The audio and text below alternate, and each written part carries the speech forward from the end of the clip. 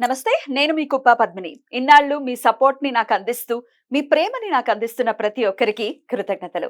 ఇప్పుడు చూడబోతున్న ఈ వీడియో కూడా ఖచ్చితంగా మీకు ఉపయోగపడుతుంది. లైక్, షేర్ అండ్ సబ్స్క్రైబ్ చేసి మీ ఇష్టాన్ని, అలాగే మీ సపోర్ట్‌ని నాకందించండి. అలాగే ఈ వీడియో పట్ల మీ అభిప్రాయాన్ని కామెంట్ సెక్షన్‌లో కామెంట్ చేసి నాకు తెలియజేయండి. నమస్తే. నమస్తే. Welcome to our channel. నేను పద్మిని. ఈరోజు మనం ఒక స్పెషల్ డిబేట్ చేయబోతున్నాము. ఈ డిబేట్‌లో మనతో పాటు సిద్ధంగా ఉన్నారు సీనియర్ జర్నలిస్ట్ భరద్వాజ్ గారు, అలాగే హిందూ జనశక్తి ప్రెసిడెంట్ లలిత్ కుమార్ గారు. వారితో మాట్లాడదాం. ఇద్దరికి నమస్కారం అండి. మీ ఇద్దరిని ఫ్రేమ్ లో చూడాలి, ఒకే ఫ్రేమ్ లో చూడాలి, మీ ఇద్దరు కలిసి మాట్లాడితే చూడాలి అనేది నా ఆకాంక్ష. ఎట్టకేలకు కుదిరింది ఈరోజు. ఎందుకంటే మీరు టూ డిఫరెంట్ పోల్స్ కి సంబంధించినటువంటి వ్యక్తులు. ఖచ్చితంగా డెఫినెట్ గా మీరు నమ్మేది భరద్వాజ్ గారితో మా ఈ ప్రయాణం సుమారుగా 2 ఏళ్ల నుంచి సాగుతుంది. ఆయన మాట్లాడేటటువంటి తీరు చాలా హుందాగా మాట్లాడతారు.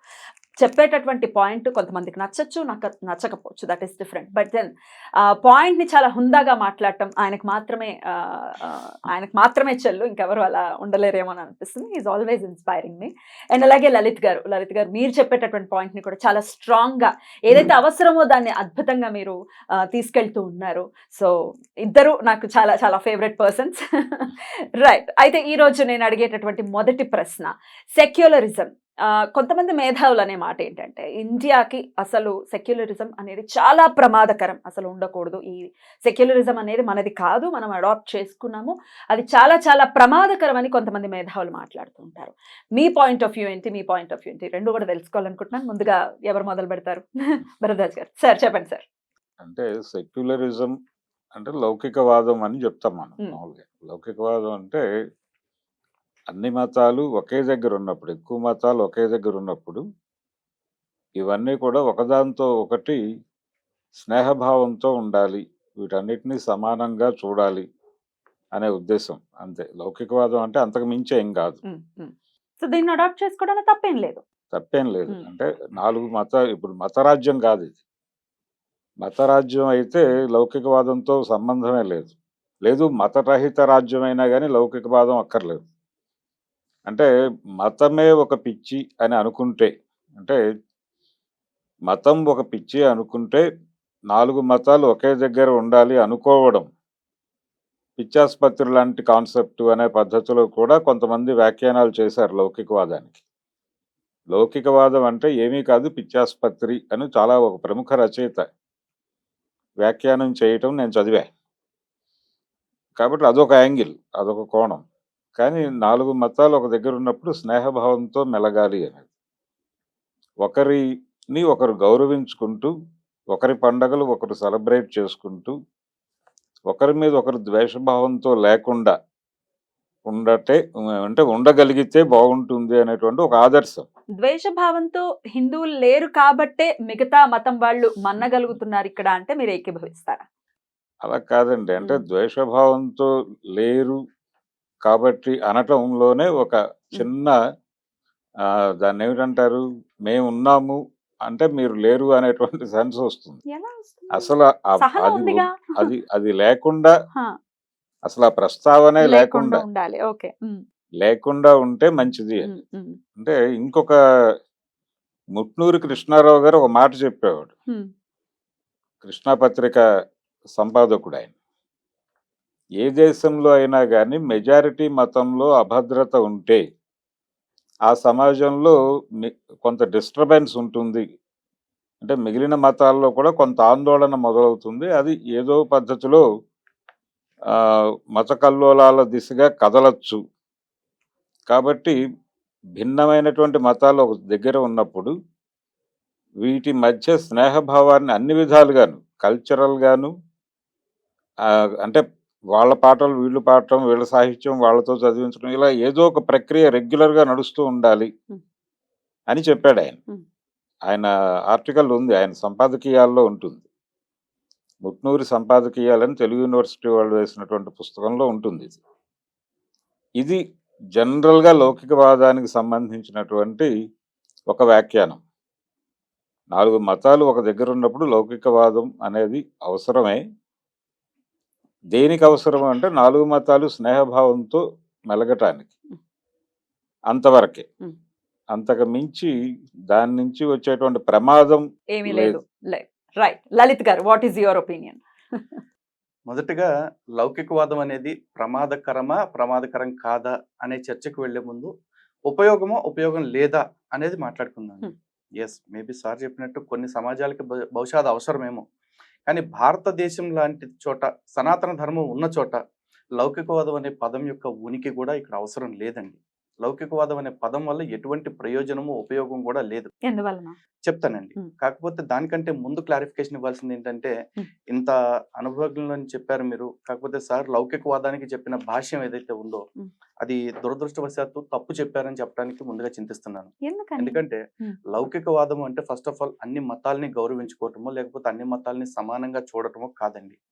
లౌకికవాదం అంటే ఏంటంటే the state it self should not endorse any religion. ప్రభుత్వానికి లేదా రాజ్యానికి ప్రత్యక్షంగా తను ఏ మతాన్ని కలిగి ఉండకూడదు అని చెప్పటమే ఇది. ఇక్కడ భారతదేశంలో అన్ని రకాల మతాలు ఉన్నప్పుడు ప్రభుత్వం ఏం చేస్తుంది, నేను ఒక మతానికి సంబంధించి పాటించట్లేదు, పట్టించుకోవట్లేదు, నేను ఏ మతంతో సంబంధం లేకుండా అందరినీ ఒకేలా చూస్తానని చెప్పటం మాత్రమే. అది పూర్తిగా పాలనాపరమైన పదం మాత్రమే లౌకికవాదం. వాస్తవానికి అది. లౌకికవాదం అంటే ఏంటండి, ఉమ్, ఈ లోకానికి సంబంధించిన వ్యవహారాలకు మాత్రమే సంబంధించింది. Hmm. భగవంతుడు అనేది మనిషికి లేకపోతే ఇంకేదో కాస్మిక్ థింగ్ కి సంబంధించింది. అది ఆధ్యాత్మికమైనది, Hmm. ఆత్మ సంబంధమైనది, Hmm. భౌతికమైనది కాదు. భగవంతుడికి భక్తుడికి ఉండే సంబంధం. కానీ ప్రభుత్వాలు ఆ అలౌకికమైన సంబంధాలను పట్టించుకోదు. కేవలం లౌకికంగా ఉన్న వ్యవహారాల్లో మాత్రమే జోక్యం చేసుకుంటుందంటే మనిషికి ఉండే సంబంధాలనే తప్ప మనిషికి భగవంతుడికి ఉండే సంబంధాల విషయంలో మేము కల్పించుకోము, మేము జోక్యం చేసుకోము అని చెప్పటం మాత్రమే లౌకికవాదం యొక్క ఉద్దేశము. Hmm. ఇక సార్ ఇంకో మాట కూడా అన్నారు, ఇది మత రాజ్యం కాదు అని చెప్పేసి. భారతదేశం మాత్రమే కాదండి, ప్రపంచంలో ఏది కూడా మత రాజ్యం కాదు. ఈరోజు పాకిస్తాన్ ఇస్లామిక్ దేశం, కానీ పాకిస్తాన్లో ముస్లింలు మాత్రమే ఉన్నారా అంటే అక్కడ హిందువులు ఉన్నారు, క్రైస్తవులు ఉన్నారు, సిక్కులు ఉన్నారు. కానీ అది ఇస్లామిక్ దేశంగా ఎలా ఉంది అంటే అక్కడ ముస్లిం మెజారిటీలుగా ఉన్నారు కాబట్టి, ఎక్కువ ముస్లిం మెజారిటీగా ఉన్నారు కాబట్టి, ముస్లింలు మెజారిటీగా ఉన్న చోట వాళ్ళు ఖచ్చితంగా వాళ్ళ మతపరమైన ఖురాన్లో చెప్పబడ్డవి లేదంటే వాళ్ళ షరియాలో చెప్పబడ్డవి ఏవైతే ఉంటాయో వాటిని అమలు చేయాలని కోరుకుంటారు కాబట్టి అది జరుగుతూ ఉంది. అది వాళ్ళు పాకిస్తాన్లోనే కాదు, భారతదేశంలో కూడా వాళ్ళు అదే కోరుకుంటున్నారు. ఈ రోజు కూడా, ఈ రోజుకి భారతదేశంలో పర్సనల్ లా బోర్డ్స్ అని పెట్టుకుని, సున్నీ పర్సనల్ లా బోర్డ్, షియా పర్సనల్ లా బోర్డ్ అని పెట్టుకుని వాళ్ళ వ్యవహారం వాళ్ళు నడిపించుకుంటున్నారు. అంతేకాదు భారతదేశంలో వాళ్ళు మెజారిటీగా ఉన్న చోట్ల షరియా చట్టం అమలు చేయాలి అన్న డిమాండ్లు కూడా బహిరంగంగానే పెడుతున్నారు వాళ్ళు. అలాగే క్రైస్తవ దేశాలు చాలా వాటిని చూసుకున్నట్లయితే క్రైస్తవులు మెజారిటీగా ఉన్న దేశాలే, క్రైస్తవులు మాత్రమే బ్రతుకుతున్న దేశాలు కాదు. వాళ్ళు కూడా అక్కడ ఏం కోరుకుంటున్నారు, మాకు క్రీస్తు రాజ్యము లేకపోతే బైబిల్ చట్టాలు ఏవైతే ఉన్నాయో వాటి ప్రకారం నడవాలని కోరుకుంటున్న దేశాలు కూడా ఉన్నాయి. అంతేందుకు భారతదేశంలో ఇప్పుడు 5% 6% ఉన్న క్రైస్తవులు కూడా మీకు భారతదేశంలో మేము ఉండటం ఇష్టం లేకపోతే క్రైస్తవులకి సపరేట్ దేశం మొక్కలు చేసి ఇచ్చేయండి అని అడుగుతున్నారు బహిరంగంగా. ఉపేంద్ర అనేవాడు వైజాగ్ లో ఒక ర్యాలీ తీస్తూ బహిరంగ స్టేట్మెంట్ ఇచ్చాడు. పిడి సుందర్రావు అనే అతను మాట్లాడాడు, పాస్టర్ విజయ్ కుమార్ అనే అతను మాట్లాడాడు. ఇదే కాకుండా జాన్ రాజ్ అనే వ్యక్తి డైరెక్ట్ గా మీటింగ్ లో మాట్లాడుతూ భారతదేశాన్ని మేము భారతదేశంగా ఉండనివ్వం, భారతదేశాన్ని బైబుల్ రాజ్యంగా మార్చి తీరుతామని చెప్పేసి చెప్పాడు. ఏ ముక్క తీసేసుకుంటారట వీళ్ళు? అదే కదా వాళ్ళు అడుగుతున్నారు. ఆల్రెడీ ఈశాన్యంలో ఉన్న 7 సిస్టర్స్ ని సపరేట్ దేశంగా కావాలని ఎప్పటి నుంచి ఉద్యమం చేస్తా ఉన్నారండి వాళ్ళు. వీళ్ళిద్దరూ కూడా మతం ఆధారంగా దేశాన్ని ఇంకో ముక్క చేయాలని కోరుతా ఉన్నారు. ఇదే సెక్యులర్ దేశం అని చెప్పబడుతున్న దానిలో మరి ఈ సెక్యులరిజం అనే పదం హిందువుల్ని కట్టడి చేస్తున్నట్లు వాళ్ళు ఎందుకు కట్టడి చేయట్లా?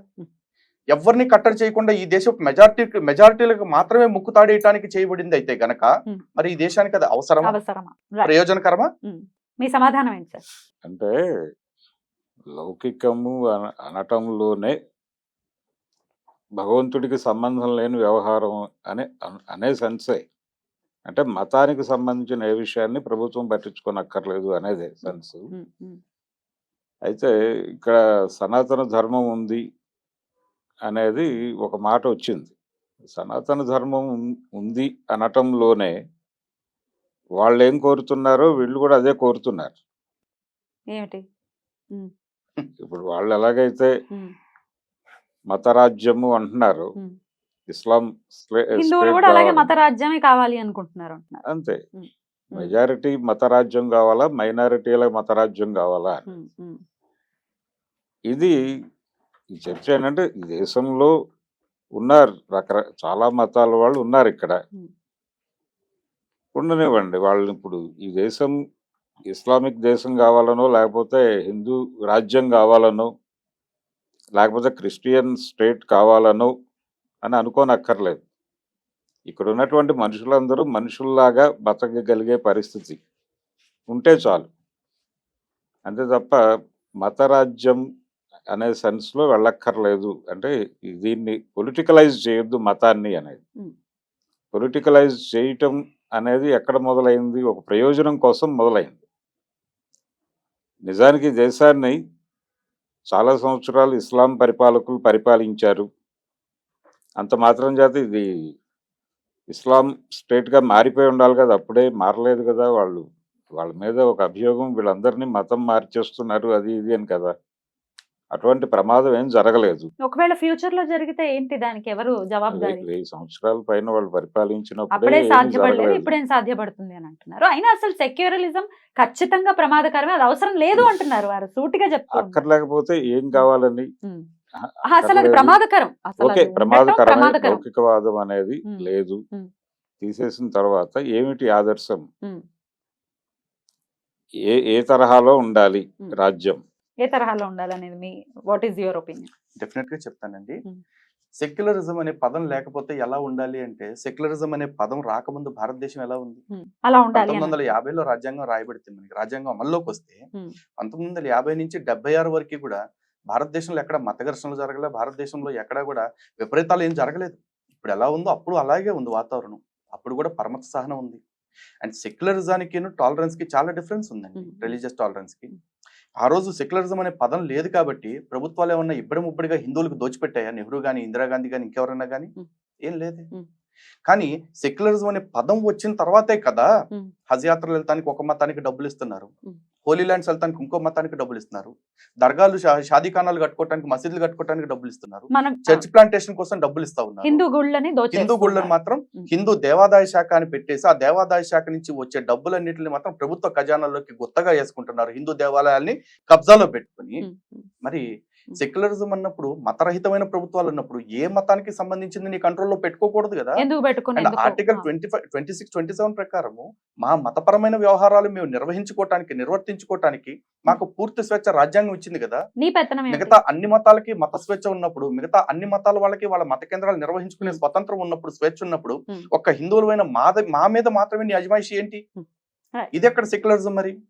పైగా సార్ ఇంకో మాట అంటున్నారు, ముస్లింలు అన్ని వందల సంవత్సరాలు పరిపాలించినా కూడా భారతదేశంలో హిందువుల్ని మతం మార్చలేకపోయారు, ముస్లిం రాజ్యంగా మార్చలేకపోయారు కదా అంటే అది వాళ్ళ చేతకంతనం, హిందువుల యొక్క గొప్పతనం, అప్పటి నుంచి ఉన్న హిందువుల గొప్పతనం.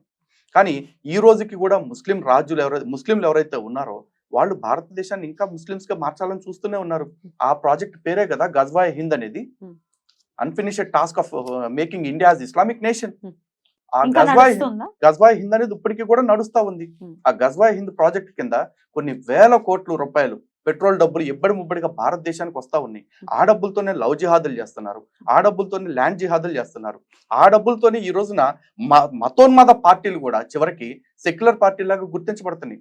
లేకపోతే ఈరోజు తమిళనాడు ఎలక్షన్సే చూసుకుందామండి. డిఎంకే అనే పార్టీ తన కూటమిలో ఐయుఎంఎల్ అనే ఒక పార్టీని పొత్తులోకి తీసుకుంది, ఇండియన్ యూనియన్ ముస్లిం లీగ్. ఈ పార్టీ పేరు గుర్తుపెట్టుకోండి, ఇండియన్ యూనియన్ ముస్లిం లీగ్ పార్టీ. మరి డిఎంకే నేను స్టాలిన్ ఏమంటాడు, నేను సెక్యులర్ అని చెప్పేసి చెప్తాడు కదా. నువ్వు సెక్యులర్ అయితే ఒక ముస్లిం లీగ్ అనే పార్టీని, ఆ పార్టీ చార్టర్ మొత్తం చూడండి, కమిటీలో ఎంతమంది హిందువులు క్రైస్తవులు ఉంటారో 98% ముస్లింసే ఉంటారు. మరి అలాంటి పార్టీని నువ్వు సెక్యులర్ అని నువ్వు ఎట్లా కలుపుకున్నావు? పైగా కాంగ్రెస్ పార్టీ నాయకుడు రాహుల్ గాంధీ బహిరంగంగా నిస్సిగ్గుగా స్టేట్మెంట్ ఇచ్చాడు ప్రెస్ మీట్ లో, ముస్లిం లీగ్ ఇస్ సెక్యులర్ పార్టీ అని చెప్పేసి. How come it happens? I don't understand. And ఇంకోటి, అదే రాష్ట్రంలో ఇంకో కూటమి ఉంది ఆపోజిట్ లో, ఏఐఏడిఎంకే అని చెప్పేసి. ఆ ఏఐడిఎంకే వాళ్ళు ఎవరితో పొత్తు పెట్టుకున్నారు? వాళ్ళ అలయన్స్ లో SDPI, socialist democratic party of India అని చెప్పేసి ఒక పార్టీ ఉంది. ఆ పార్టీని అలయన్స్ లో పెట్టుకుని ఒక సీట్ ఇచ్చారు వాళ్ళకు కూడా. ఈ ఎస్డిపిఐ అంటే ఎవరు? మొన్న నిషేధానికి గురైన పిఎఫ్ఐ ఏదైతే ఉందో, పాపులర్ ఫ్రంట్ ఆఫ్ ఇండియా, అంటే అత్యధిక మంది హిందువుల్ని ఊచకోత కోసి చంపిన ఒక సంస్థ, తీవ్రవాద సంస్థగా ముద్రపడి నిషేధానికి గురైంది. ఆ పార్టీ అనుబంధ సంస్థ ఎస్డిపిఐ.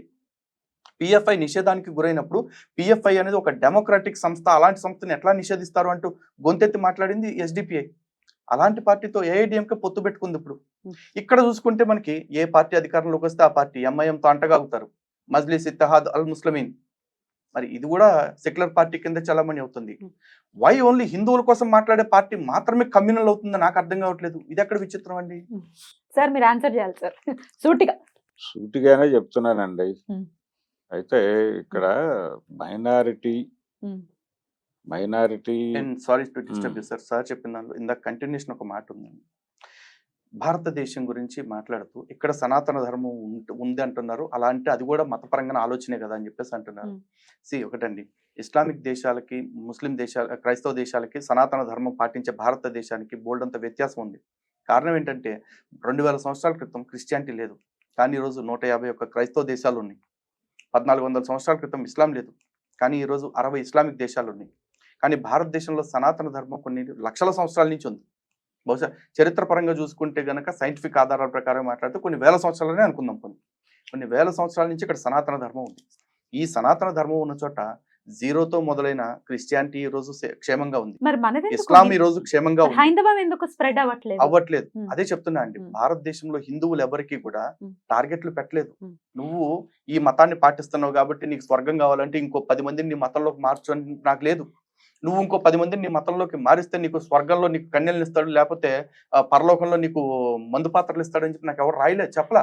సరే, ఈ పాయింట్ తో పాటు నాకు చెప్పింది ఒకటే అండి, బీ గుడ్ డూ గుడ్. నువ్వు మంచిగా ఉండు, మంచి చెయ్యి అని చెప్పేసి చెప్పారు. మేము అదే చెప్తున్నాం. మా శాస్త్రాలు కూడా మాకు అదే చెప్తున్నాయి. సత్కర్మ సత్ఫలితం, దుష్కర్మ ఏవో దుష్ఫలం. మంచి పని చేసుకుంటే మంచి ఫలితాలు, చెడు చేసుకుంటే చెడు ఫలితాలు వస్తాయి అన్నారు. Conduct it self matters. కానీ మేధావులు అనే పాయింట్ ఏంటంటే, మీరు మార్చారా మార్చలేదా అనేది పక్కన పెడితే చాలా కాంప్లెక్స్ గా ఉంటుంది హైందవం. ఇప్పుడు క్రిస్టియానిటీ ఇస్ వెరీ సింపుల్, ఈజీగా ఉంటుంది టు ఫాలో. పూజలు చేయక్కర్లేదు, వ్రతాలు చేయక్కర్లేదు, కొబ్బరికాయలు కొట్టక్కర్లేదు, just go confess, that's it. కర్మ ఏంటంటేనండి, సనాతన ధర్మం అర్థం చేసుకోలేక పక్క మతాలు తేలిగ్గా ఉన్నాయి అని చెప్పేసి తేలికైంది అర్థమైతే చాలు అనుకునే వాడిని కూడా మీరు మేధావిగా గుర్తించారు. మీకు ఫస్ట్ నమస్కారం చెప్పాలి. నిజంగా కొంతమంది మేధావులు అలా మాట్లాడు. నిజంగా సార్ అలా కదంటే ఒక చోట ఏదో ఇదిగా ఉంది, అది కొంచెం టఫ్ గా ఉంది అని చెప్పి ఇంకో చోటకి వెళ్ళటం అలా కాదండి. అలా వెళ్ళరు సార్. కాంప్లెక్స్ గా ఉంది సనాతనం అని చాలా మంది అంటే ఆ సెన్స్ కాదండి. రకరకాల అంటే ఒకటే మాట మేడం, ఇప్పుడు మీ ఆఫీస్ కాడికి వచ్చామండి, 5th ఫ్లోర్ కి రావాలి. 5th ఫ్లోర్ కి రావడానికి 5 ఫ్లోర్లు ఎక్కాలి, మెట్లు ఎక్కాలి. That will be complex. But definitely ఇక్కడికి వస్తే ఏసీలో కూర్చున్నాం, చక్కగా మాట్లాడుకుంటున్నాం. ఈజీగా ఉంది కదా అని 5th ఫ్లోర్ నుంచి నేను కిందకు దూకేస్తే అలా కాదండి. అంటే కాంప్లెక్సిటీ అనేది వేరు. వాళ్ళు అంటే ఎవరైనా మాట్లాడుంటే ఆ సెన్స్ వేరు. ఏంటి సెన్స్ ఏంటి సార్, చెప్పండి సార్. అంటే దీనిలో ఉన్నటువంటి రకరకాల అణచివేతల వలన ఎవరైనా వెళ్ళిపోయి ఉంటే, అంటే మతంలో ఉన్నటువంటి నిర్మాణపరమైన కుల వ్యవస్థ ఉంది, దీనికి సంబంధించి ఇబ్బందులు ఎదుర్కొని వాళ్ళు వెళ్ళిపోతే వెళ్ళిపోవచ్చు పక్క వేరే ప్రయోజనాల కోసమే. సార్, అణచివేతలు ఇప్పుడైతే ఏం లేవు కదా, ఇప్పటికీ జరుగుతూ ఉన్నాయి కదా. మరి ఇప్పటికీ అణచివేత లేదని ఎలా అంటారు? ఉంది కదా, అణచివేతలు ఉన్నాయండి ఇప్పటికీ. సార్ వర్షన్ అయిపోయిన తర్వాత నేను చెప్తాను. చెప్పండి, పర్లేదు, నేనేం మాట్లాడను. నా ఉద్దేశంలో అణచివేతలు ఉన్నాయి. కుల సమాజం ఉంది, కులపరమైనటువంటి అణచివేతలు ఈ రోజుకి జరుగుతున్న మాట వాస్తవమే. కాబట్టి దానికి సంబంధించి ఎవరైనా ఇబ్బంది పడి అవతల కూడా ఉంటాయి. ఏ మతంలోనైనా ఉంటాయి. అది ఒక మతం గొప్పది, ఇంకో మతం దుర్మార్గం అయింది నేను అంటలేదు. అసలు టోటల్గా ఒక మతం మీద లేకపోతే ఒక దేవుడి మీద డిపెండ్ అవటం మీదే నాకు ఇబ్బంది ఉంది. అందుచేత నేను హిందూ దేవుళ్ళని, క్రైస్తవ దేవుళ్ళని, లేకపోతే ప్రపంచంలో ఉన్న అందరు దేవుళ్ళని ఒకే ఘాటన కట్టేసి చూస్తాను. అందుకని అక్కడ ఏదైనా సౌలభ్యాలు ఉన్నాయని కదిలితే కదిలి ఉండొచ్చు. అలా జరిగిన సందర్భాలు ఉన్నాయి. తెలంగాణలోనే అంజుమన్ జరిగింది. ఇక్కడ మత మార్పిడులు జరిగినప్పుడు పై కులాల కంటే కూడా కింది కులాల వాళ్ళే ఎక్కువ వెళ్ళారు. కింది కులాల వాళ్ళు వెళ్ళటం అనేది చాలా స్పష్టంగా వట్టికోట ఆళ్వార్ స్వామి ప్రజల మనిషి అనే పుస్తకంలో, నవల్లో రాశాడు ఆయన. మారిన తర్వాత వాళ్ళని పనుల్లోకి పిలిచేవాళ్ళు కాదు వీళ్ళు. ఎందుకంటే నవాబు తాలూకా మతం నీది అన్న పద్ధతిలో, పనికి వెళ్ళకపోతే బతకలేని పరిస్థితిలో, అయ్యా మరి ఎలాగా అంటే నువ్వు మళ్ళీ మారు అని తర్వాత శుద్ధి కార్యక్రమాలు జరిగాయి. మళ్ళీ శుద్ధి చేసుకుని వాళ్ళు వచ్చి పనుల్లో చేరేవాళ్ళు. ఇది నిరంతరాయంగా కొనసాగినటువంటి ప్రక్రియ. మతం మార్పిడి చేయటం అనేది జరిగింది. అది జరగలేదని నేను అంటలేదు. శుద్ధి కార్యక్రమం కూడా జరిగింది. ఉమ్. అది జరుగుతోంది. గర్వాపసి అంటున్నారు ఈ గర్వాపసి. మధ్యకాలంలో. అవును, అవును. ఇవి జరుగుతూనే ఉన్నాయి నిరంతరం. అందుకని మతమే ఇబ్బంది. మతం అనేది, దైవం అనేదే ఇబ్బందికరమైనటువంటి అంశంగా భావిస్తాను. సరే, మతం గురించి ఇంకా మాట్లాడదాం. కొంచెం డివియేట్ అయింది మన మన సబ్జెక్ట్. సెక్యులరిజం ఒకసారి ఇది కంప్లీట్ అయిపోయిన తర్వాత దెన్ విల్ కమ్ టు మతం. సో సో ఇందాక సెక్యులరిజం ఏం లేదండి, మనిషిగా యాక్చువల్లీ చూడండి. ఇక్కడ కుల వ్యవస్థ గురించి చెప్పిన దానికి ఆన్సర్ ఇచ్చేస్తే బాగుంటుంది. సరే ఇచ్చేయండి, చెప్పేసేయండి. ఎందుకంటే ఉమ్. కులపరమైన అణచివేత లేకపోతే కుల వ్యవస్థ గురించి మాట్లాడారండి. అణచివేత అనే ప్రచారం చేసి ఇప్పటికే చాలా కులాలని క్రైస్తవ్యం కలిపేసుకుంది. కానీ ఒకవేళ నిజంగా అణచివేత కారణంగానే మత మార్పిడి కనుక జరగాల్సి ఉంటే కనుక ఇస్లాం పాలకులు ఉన్న సమయంలోనే ఈ మత మార్పిడులన్నీ జరిగిపోయి ఉండాలి. ఆ వర్గాలన్నీ ఇస్లాంలోకే మారిపోయి ఉండాల్సింది. కానీ ఇస్లాంలోకి ఎప్పుడు మారలేదండి ఎవరు కూడా. ఆ తర్వాతే ఈ కుల వివక్ష, కుల వ్యవస్థ పేరుతోటి ఎక్కువ ప్రచారం ఎందుకు జరిగింది?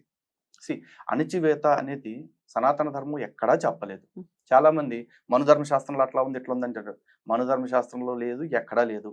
ఏ మట్టిగడ్డలో చదవకుండా, సనాతన గ్రంథాల గురించి ఏమాత్రం తెలియకుండా, ఇగో మీ పుస్తకం అది, మీ పుస్తకం ఇది అని చెప్పేసి పోరంబోకు మాటలు మాట్లాడే కొంతమంది వ్యక్తులు మాత్రమే ఈ కుల వివక్ష గురించి మాట్లాడతారు. అణచివేత అనేది ప్రపంచంలో ఉన్న ప్రతి చోట కూడా ఒక వ్యక్తి ఇంకో వ్యక్తిని తొక్కటానికి చూస్తూనే ఉంటాడు. కొంచెం పైమెట్లో ఉన్న ప్రతి వాడు కింద మెట్టుని వాడి స్థాయికి రాకుండా ఉండటానికి ఆపడానికి ప్రయత్నం చేస్తూనే ఉంటారు. That is basic human instinct అండి. అంతెందుకు, అమెరికా ఉంది, ఈ రోజున మిగతా దేశాలన్నింటిని అణిచేస్తుందని చెప్పి ఆరోపణలు ఎంతమంది చేయట్లేదు? రష్యా ఈ రోజు యుక్రెయిన్ మీద చేస్తున్నది ఏంటిది? అణచివేత కాదా? ప్రతిదీ అణచివేతనే. అంతెందుకండి, ఈ రోజున భారతదేశంలో నిమ్న జాతులుగా చెప్పబడే 2 వర్గాలు ఉన్నాయి, పేర్లు చెప్పను. కానీ వాళ్ళల్లో కూడా ఒక కులం ఇంకొక కులం మీద ఆధిపత్యం ప్రదర్శిస్తూ ఉంది. ఒక కులపోళ్ళు వాళ్ళ ఇంటి ఆడపిల్లని ఇంకొక ఇంటికి ఇవ్వట్లేదు. అంతెందుకు, ఒకే కులంలో ఇద్దరిని చూసుకుందాం. ఒకడు ₹1,00,00,000 ఆస్తుంది, ఒకడేమో అడుగు తింటున్నాడు. ఈ అడుగు తినేవాడు కొడుకును కోటీశ్వరుడు కూతురు ప్రేమించుకుంటే వాడు వచ్చేసి అరే మీరిద్దరు మన కులపోళ్లే కాబట్టి చేసుకొని అంటున్నాడు. చూడలేదుగా. ఇదంతా ప్రతిదీ అణచివేత అనే కోణంలో చూస్తూ అది సనాతన ధర్మంలో మాత్రమే ఉంది. ప్లీజ్ మేడం, అది సనాతన ధర్మంలో మాత్రమే ఉందని చెప్తున్నారు కదా. సనాతన ధర్మంలో ఎక్కడా కూడా అటువంటి అసమానత లేదు. ఇన్ఫాక్ట్ భగవద్గీతలో కనుక చూసుకుంటే విద్యా వినయ సంపన్నే బ్రాహ్మణే గవిహస్తిన సునిచైవ స్వపాకే పండిత సమదర్శన అని పరమాత్మ చెప్పారు. అంటే ఎవరినైనా సరే, కుక్కని కావచ్చు, కుక్క మాంసం తినేవాడిని కావచ్చు, ఏనుగుని కావచ్చు, పండితుడైన బ్రాహ్మణుని కావచ్చు, అందరినీ ఒకే దృష్టితో చూసిన వాడు మాత్రమే నా భక్తుడు అవుతాడని చెప్పేసి ఆయనే చెప్తా ఉన్నారు. అలాంటప్పుడు ఇంకా వివక్ష ఎక్కడ ఉంది? కానీ ఇదే 2 ప్రపంచ మత గ్రంథాల్లో, ప్రపంచాన్ని శాసిస్తున్న 2 మత గ్రంథాల్లో కూడా చాలా క్లియర్గా బానిసగా స్త్రీని అమ్ముకోవచ్చు, బానిసగా కొంతమందిని కొనుక్కోవచ్చు, ఆ బానిసల్ని కొడితే తప్పు లేదు, వాడు కొట్టేటప్పుడు కూడా ఒక దెబ్బకి చనిపోతే శిక్ష కాదు, కానీ వాడు పదే వాడిని కొట్టి చంపితే మాత్రం యజమానికి శిక్ష పడుతుంది. అలాంటి క్రూరమైన మాటలున్నాయి. మరి ఎవరికి తప్పుగా ఎందుకు కనపట్ల? ఆ గ్రంథాల గురించి తెలియక, లేకపోతే వాటి గురించి ఊరుకోరనే. నేను ఈ ప్రశ్న అవగాహన రాహిత్యమా లేకపోతే భయమా? ఇతర గ్రంథాల గురించి మాట్లాడటం కొంతమంది మాట్లాడరు కదా దీని గురించి. అందులో ఉన్నటువంటి వివక్ష గురించి మాట్లాడరు, అందులో ఉన్నటువంటి లోపాల గురించి మాట్లాడరు. అవగాహన రాహిత్యమా లేకపోతే భయమా? ఇస్లాం మతం గొప్పదనో లేకపోతే క్రైస్తవం గొప్పదనో నేను అనట్లేదు. అనటం లేదు. అణచివేత హైందవం కూడా గొప్పదని కూడా అనటం లేదు. హైందవం ఏ మతము గొప్పదని నేను అనటం లేదు. కాబట్టి అణచివేత అనేది నిచ్చెన మెట్ల వ్యవస్థ. ఇది ఓన్లీ హైందవంలోనే ఉంది అనటం తప్పు కదా. ఇప్పుడు ఆయన ఇచ్చిన ఎగ్జాంపుల్స్ చాలా ఇచ్చారు. అన్ని చోట్ల ఉంది, అన్ని చోట్ల ఉంది. నేను పర్టికులర్ గా దీని గురించి మాట్లాడుతున్నాను. ఇక్కడ ఉన్నటువంటి అణచివేతలో నుంచి వీళ్ళని వశపరుచుకోవటానికి ఒక ప్రోగ్రాం జరిగింది. ఇక్కడ జరిగింది, అంజుమన్ పేరుతో జరిగిన మాట వాస్తవం. ఎట్లాంటి అణచివేతలు ఉండేవి సార్ మీ అబ్జర్వేషన్ లో మీరు చూసింది? ఎందుకు ఇప్పుడు రీసెంట్ టైమ్స్ లో కూడా జరుగుతున్నాయి. మాలపల్లిలు, మాదిగగూడాలు ఇప్పటికే ఉన్నాయి కదండి. రిజర్వేషన్ వ్యతిరేక కార్యక్రమం కూడా నడుస్తూనే ఉంది కదా. వాళ్ళందరూ క్రిమి లేయర్కి వెళ్ళిపోయారు, ఇప్పుడు రిజర్వేషన్లు అవసరం లేదు అనే పద్ధతిలో ఆర్గ్యుమెంట్లు కూడా వస్తూనే ఉన్నాయి ఇప్పటికీ. కానీ ఈ రోజుకి కులపరమైనటువంటి అణచివేత నడుస్తూనే ఉన్నమాట వాస్తవం. రకరకాలుగా ఉంది. అది పర్టికులర్గా ఇది అని అంటే ప్రతి చోట కులం కనిపిస్తుంది మనకి చాలా స్పష్టంగా. కులపరమైనటువంటి ఇబ్బందులు కూడా పడుతున్న వాళ్ళు ఉన్నారు ఇప్పటికీ. కానీ లేదు అని చెప్పడం కూడా బలంగానే జరుగుతోంది. అది కమ్యూనిస్టుల వైపు నుంచి కూడా జరుగుతోంది. అంటే కులం గురించి మాట్లాడటమే తప్పు. అసలు కులం గురించి మాట్లాడటం అభ్యుదయం కాదు అనే పద్ధతిలో కమ్యూనిస్టులు మాట్లాడుతున్నారు. నా ఉద్దేశం ఏంటంటే, మనుషులంతా ఒక్కటే అనే నినాదం పైవాడిస్తే కుదరదు. కింద నుంచి రావాలది. కులం లేదు, మతం లేదు, ఇలాంటి మాటలన్నీ కింద నుంచి రావాలి. ఎవరైతే సఫరర్ ఉన్నాడో సఫరర్ నుంచి రావాలి. పైనుంచి ఇంపోజ్ చేస్తే కుదరదు. కులరహిత సమాజం అనేది పైనుంచి ఇంపోజ్ చేస్తే కుదిరే పని కాదు. కింద నుంచి వాళ్ళు పగలగొట్టుకుంటూ రావాలి. ఇప్పుడు మాల ఉంది, మాల కులం ఉంది. వాళ్ళు మాదిగల్ని తక్కువ చూస్తారు. మాదిగలు రెల్లీస్ని తక్కువగా చూస్తారు. ఇంకా అక్కడ నుంచి తక్కువగా చూసేవాళ్ళు ఉన్నారు. ముందు వాళ్ళు అక్కడి నుంచి కూడా బయటకు రావాలి కదా సార్. అదే నేను అనేది. ప్రతి ఒక్కరు అంటే ఇది ఎలా ఉంటుందంటే, ఒకడు కిందవాడిని తొక్కేస్తూ పైవాడి చేత తొక్కించుకుంటూ ఇలా ఉంటుంది. అందుకని దీన్ని నిచ్చెన మెట్ల వ్యవస్థ లేదు, ఒకడి మీద ఒకడిని పెట్టి అణిచివేసేటువంటి పద్ధతి. దీన్ని ధర్మం పేరుతో మాట్లాడేటువంటి ప్రయత్నం కూడా జరుగుతుంది. ఇది ప్రమాదం. దీని పట్ల వ్యతిరేకత. అందుకని మతం అనేదే ప్రమాదం అనేది నా అభిప్రాయం. ధర్మం పేరిటనే అణచివేత అనేది జరుగుతోంది అనేది ఆయన పాయింట్ అండి. మీరేమంటారు? ఒకటండి, ఏ వ్యవస్థనైనా సరే పచ్చగా ఉండే వ్యవస్థను ప్రతి దాన్ని కూడా కొంతమంది స్వార్థపరులు వాళ్ళ అవసరాల కోసం వాడుకోవటం అనేది ప్రతి చోట జరుగుతోంది. ఈ రోజున గతంలో చెప్పిన ఎగ్జాంపుల్ చెప్తున్నాను. వైద్య వృత్తి చాలా గొప్పది, ఎంతోమంది ప్రాణాలు కాపాడుతుంది. కానీ అదే వైద్య వృత్తిలో ఉంటూ కూడా చాలామంది డాక్టర్లు బతుకున్న వ్యక్తుల కిడ్నీలు కొట్టేస్తున్నారు. చనిపోయిన వాళ్ళకు కూడా ఆపరేషన్లు చేస్తూ పేషెంట్ల బంధువులను దోచుకుంటా ఉన్నారు. చనిపోయాడని చెప్పకుండా చివరి క్షణం వరకు దోపిడీకి ఎంతవరకు అవకాశం ఉందో అంతవరకు చేస్తూ ఉన్నారు. ఇంకా శాస్త్రవేత్తలు కొంతమంది ఉన్నారు. పురోగతికి వాడాల్సిన దాన్ని కొత్త వైరస్లు కనిపెట్టి మానవాళి మొత్తానికి ఇబ్బందులు పెడతా ఉన్నారు. అంత మాత్రం చేత సైన్స్ని తప్పంటామా? అంత మాత్రం చేత మెడిసిన్ వైద్య వృత్తినే తప్పంట అనలేం కదా. వ్యక్తులు చేస్తున్న తప్పులండి. ధర్మం ఎక్కడన్నా మీకు అలా చెప్పిందా వాడిని తక్కువ చేసి చూడు అని చెప్పేసి? ఏం లేదే. వేదం కూడా స్పష్టంగా చెప్పింది. యదేమాం వాచం కళ్యాణి మావదాని జనేభ్య బ్రహ్మరాజన్యాభ్యాం శూద్రాయచ స్వాయచారణాయచ అని చెప్పేసి. అంటే మీరు ఎవరైనా సరే వేదాన్ని నేర్చుకోవాలి అనుకుంటే కనుక మీరు బ్రాహ్మణులైనా, క్షత్రియులైనా, వైశ్యులైనా, శూద్రులైనా, అతి శూద్రులైనా, అంటే శూద్రుల వద్ద కూడా పనిచేసే వాళ్ళు ఎవరైతే ఉంటారో వాళ్ళైనా సరే, స్త్రీలైనా సరే ఎవరైనా నేర్చుకోవచ్చు. ఒకళ్ళు నేర్చుకోకూడదు అని చెప్పేసి నేను చెప్పట్లా. లోక కళ్యాణం కోసం మీ అందరికీ అవగాహన కల్పించడం కోసం వేదాన్ని నేను ఎలా ఇచ్చానో మీరు కూడా ఒకరికొకరు నేర్చుకుంటూ అలాగే ఉండండి అని చెప్పారు. కానీ కొంతమంది వేదం మా వద్దే ఉంటే చాలు, మిగతా వాళ్ళకి అవసరం లేదు అని చెప్పి ఆపేస్తే ఆ వ్యక్తుల్ని బ్లేమ్ చేయాలి. వ్యక్తుల తప్పులు, వ్యవస్థ తప్పు కాదు. అండ్ మోర్ ఓవర్ ఈ కుల వివక్షకు వ్యతిరేకంగా పోరాడిన వాళ్ళు ఎంతో మంది బ్రాహ్మణులు ఉన్నారండి. మరి వాళ్ళందరూ ఎందుకు పోరాటం చేశారు?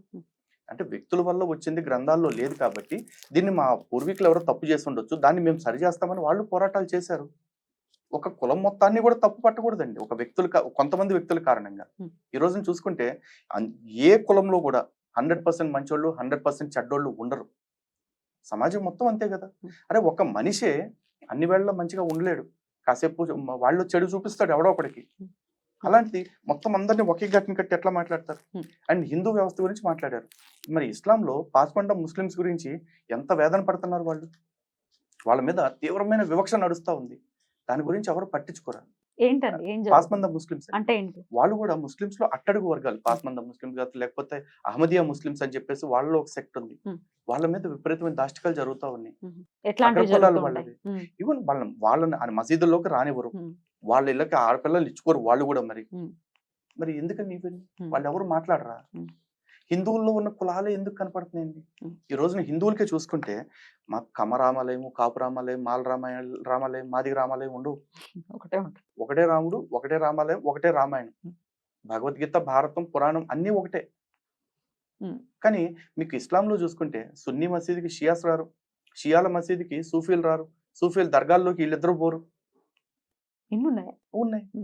అదే క్రిస్టియానిటీలో చూసుకుంటే కేథలిక్ చర్చికి ప్రొటెస్టెంట్లు పోరు, ప్రొటెస్టెంట్ చర్చికి బాప్టిస్టులు పోరు, బాప్టిస్ట్ చర్చికి లూథరన్స్ పోరు, లూథరన్స్ చర్చికి ప్రెస్బిటేరియన్స్ రారు.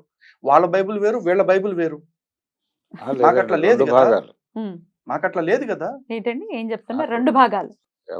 వాళ్ళ భాగం వాళ్ళది. ఉమ్. అంటే పాత నిబంధన నమ్మేవాళ్ళు ఒకళ్ళు, ఇన్ని కొత్త సంస్కరణలు నిబంధన ఎందుకండి? నమ్మేవాళ్ళు సంస్కరణలు ఒకళ్ళు. కాదండి, ఉమ్. విభజనలు. ఈ రోజున సార్ చెప్తున్నారు కమ్యూనిజం గురించి. మరి ఒకే కమ్యూనిస్ట్ పార్టీ ఇన్ని ముక్కలు ఎందుకైంది? CPI, CPM, CPIML, CPI new democracy, Janashakti, ఇంకా అయ్యి అని చెప్పి చాలా అందులో పేర్లు నేను విడిపోయింది. చాలా స్పష్టంగా సిద్ధాంతాల చెప్తానండి. పరంగా ప్రతి చోట మనుషులు విడిపోవటం అనేది సహజము. ఉమ్. విడిపోయిన ప్రతి వాడు కూడా నేను వాడికంటే పై మెట్లో ఉండాలనుకుంటున్నప్పుడు వీడు పైకి వెళ్ళటం గురించే కాదు, వాడి కింద ఉండాలన్న ఆలోచన కూడా చేస్తూనే ఉంటాడు. ఇది మానవ సహజమైన నైజము. ఆ నైజాన్ని అక్కడతో చూడకుండా ఇదేదో సనాతన ధర్మం కాబట్టి ఇట్లా చేసింది అని చెప్పేసి మాట్లాడితే సరిపోతుందా? సనాతన సరే. ధర్మం అని మాత్రమే అంటం లేదండి. ఉమ్. దీనిలో వివక్ష ఉంది అని నేను స్పష్టంగా దీంట్లో చెప్తున్నాను. ఏమిటి అన్నిట్లో ఉంది అనేది అన్నిట్లోనూ- పాయింట్ సార్. అన్నిట్లోనూ ఏమంటే ఉంటే అన్నిట్లో దీనిలో వివక్ష ఉంటే లేకపోతే ఒప్పుకుంటావా? కమ్యూనిస్ట్ పార్టీలో కూడా ఈ కమ్- రోజున ఉంది. కమ్యూనిస్ట్ పార్టీలో కూడా ఒక మాట చెప్తానండి. ఉమ్. అందరినీ తీసేసి ఒక జాతీయ ప్రధాన కార్యదర్శిని కాకుండా ఉమ్. కింద కార్యకర్త స్థాయి నుంచి ప్రతి ఒక్కరిని జాతీయ ప్రధాన కార్యదర్శిని కూర్చోబెట్టండి ఒకే పొజిషన్ లో, ఉమ్. అందరూ సమానంగా ఉంటారు. అలా కూర్చోబెడతారండి? క్లాస్ స్ట్రగుల్ అనేది ప్రతి చోట ఉంటుందండి. ఉమ్. ఉమ్. ఉమ్. యుద్ధం అనేది నేనే ప్రతి కమ్యూనిస్ట్ చోట పార్టీలో చేరతాను, ఉంటుంది. నేను ఇంకోటి కింద పని చేయనండి, నన్ను కూడా తీసుకెళ్లి ప్రధాన కార్యదర్శిగా కూర్చోబెట్టండి. అట్లా అలాగే జరుగుతుందండి? తప్పకుండా కమ్యూనిస్ట్ పార్టీలో అంటే సభ్యులందరూ ప్రధాన కార్యదర్శులు అనే ప్రకటన అయితే రాలేదు ఎక్కడ. ఉమ్.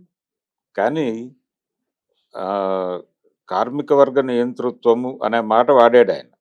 కార్మిక వర్గ నియంతృత్వము అంటే నియంతృత్వము అనే పదం ఉంది కాబట్టి అదేదో దుర్మార్గమైనది అని అనుకోనక్కర్లేదు.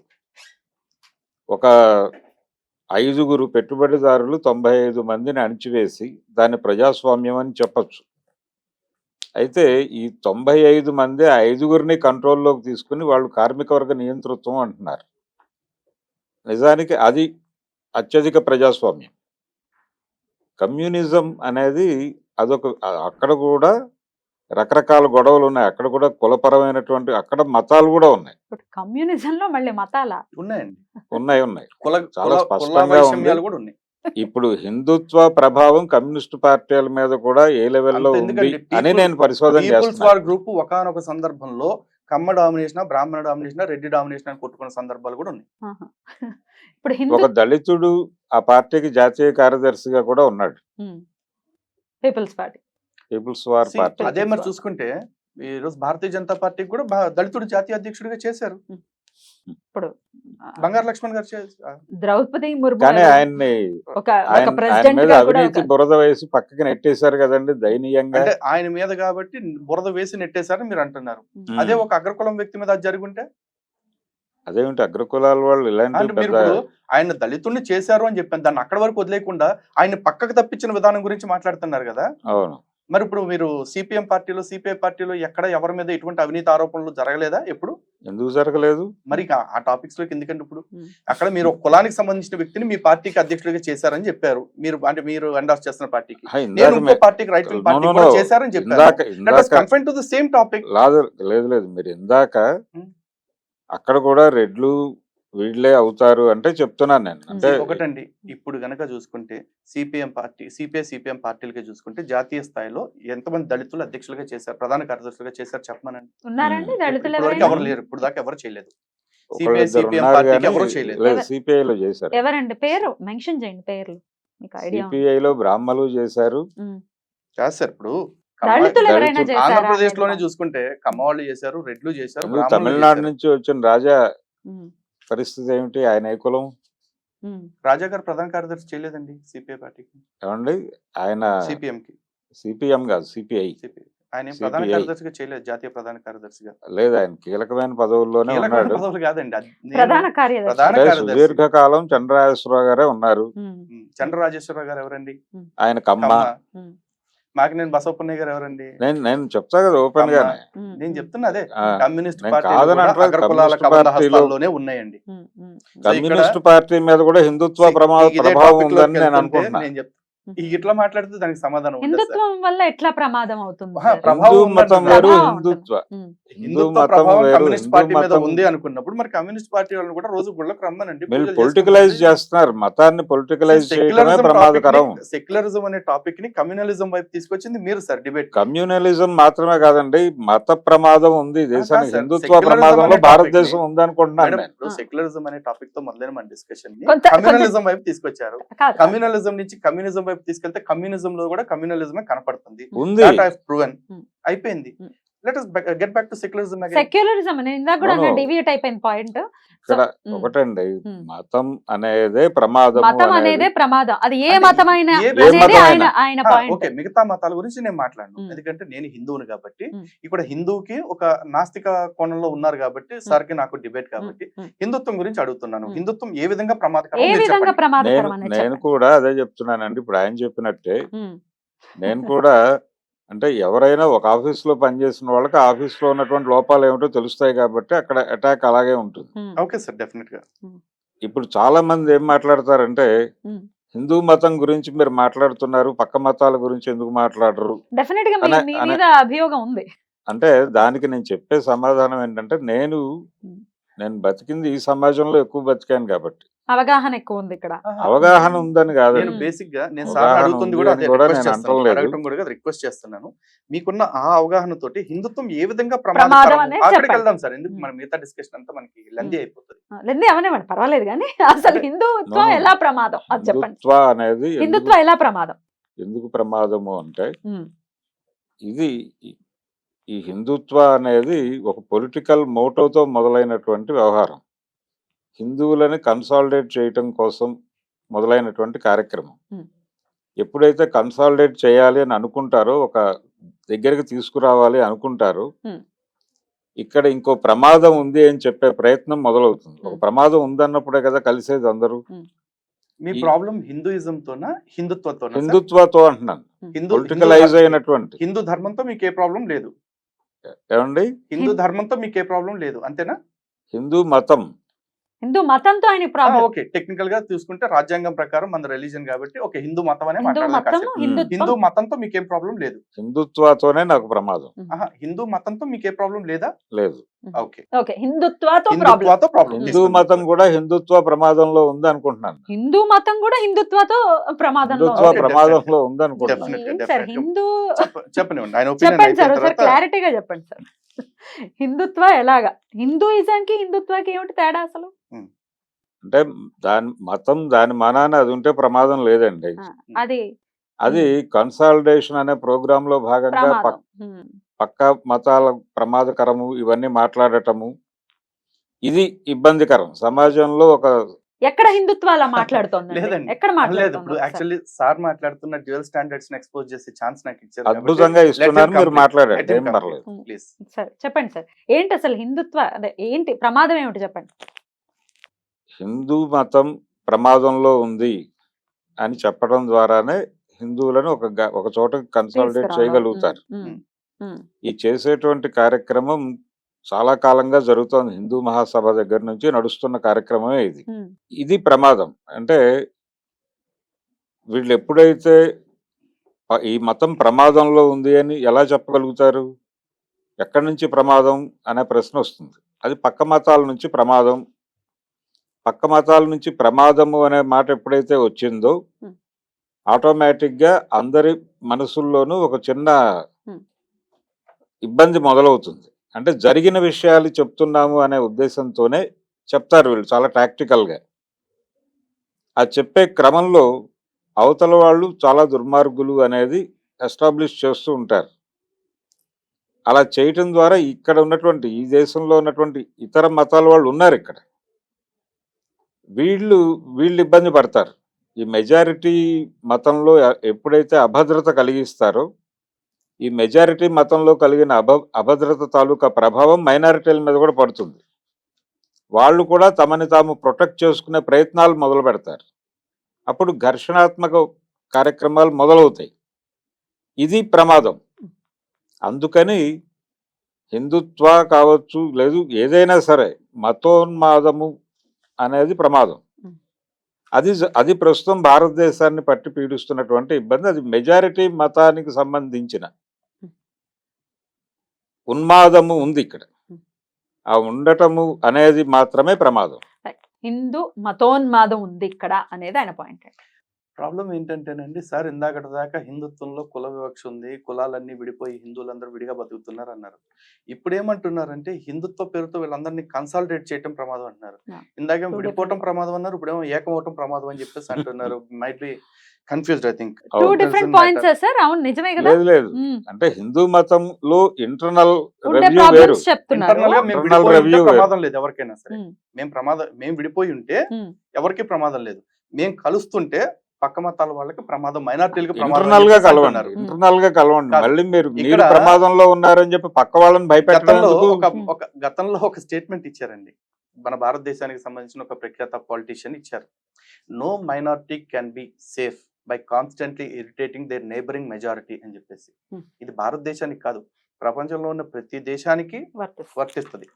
ఎవడైనా సరే మైనారిటీగా ఉన్నవాళ్ళు నీ పొరుగునే ఉండే మెజారిటీని పదే పదే పదే పదే క్లించింగ్ చేయటం వల్ల నువ్వు ఇబ్బందుల్లోనే ఉంటావు తప్ప నువ్వు ఎప్పుడు సంతోషంగా ఉండలేవు. కానీ భారతదేశంలో అదృష్టవశాత్తు ఆ పరిస్థితి ఎప్పుడు లేదు. అండ్ ఇందాక సెక్యులరిజం కాడికి మళ్ళీ వస్తున్నానండి. సెక్యులరిజం అనే పదం రాక ముందు కూడా భారతదేశంలో మత మార్పులు జరిగాయండి.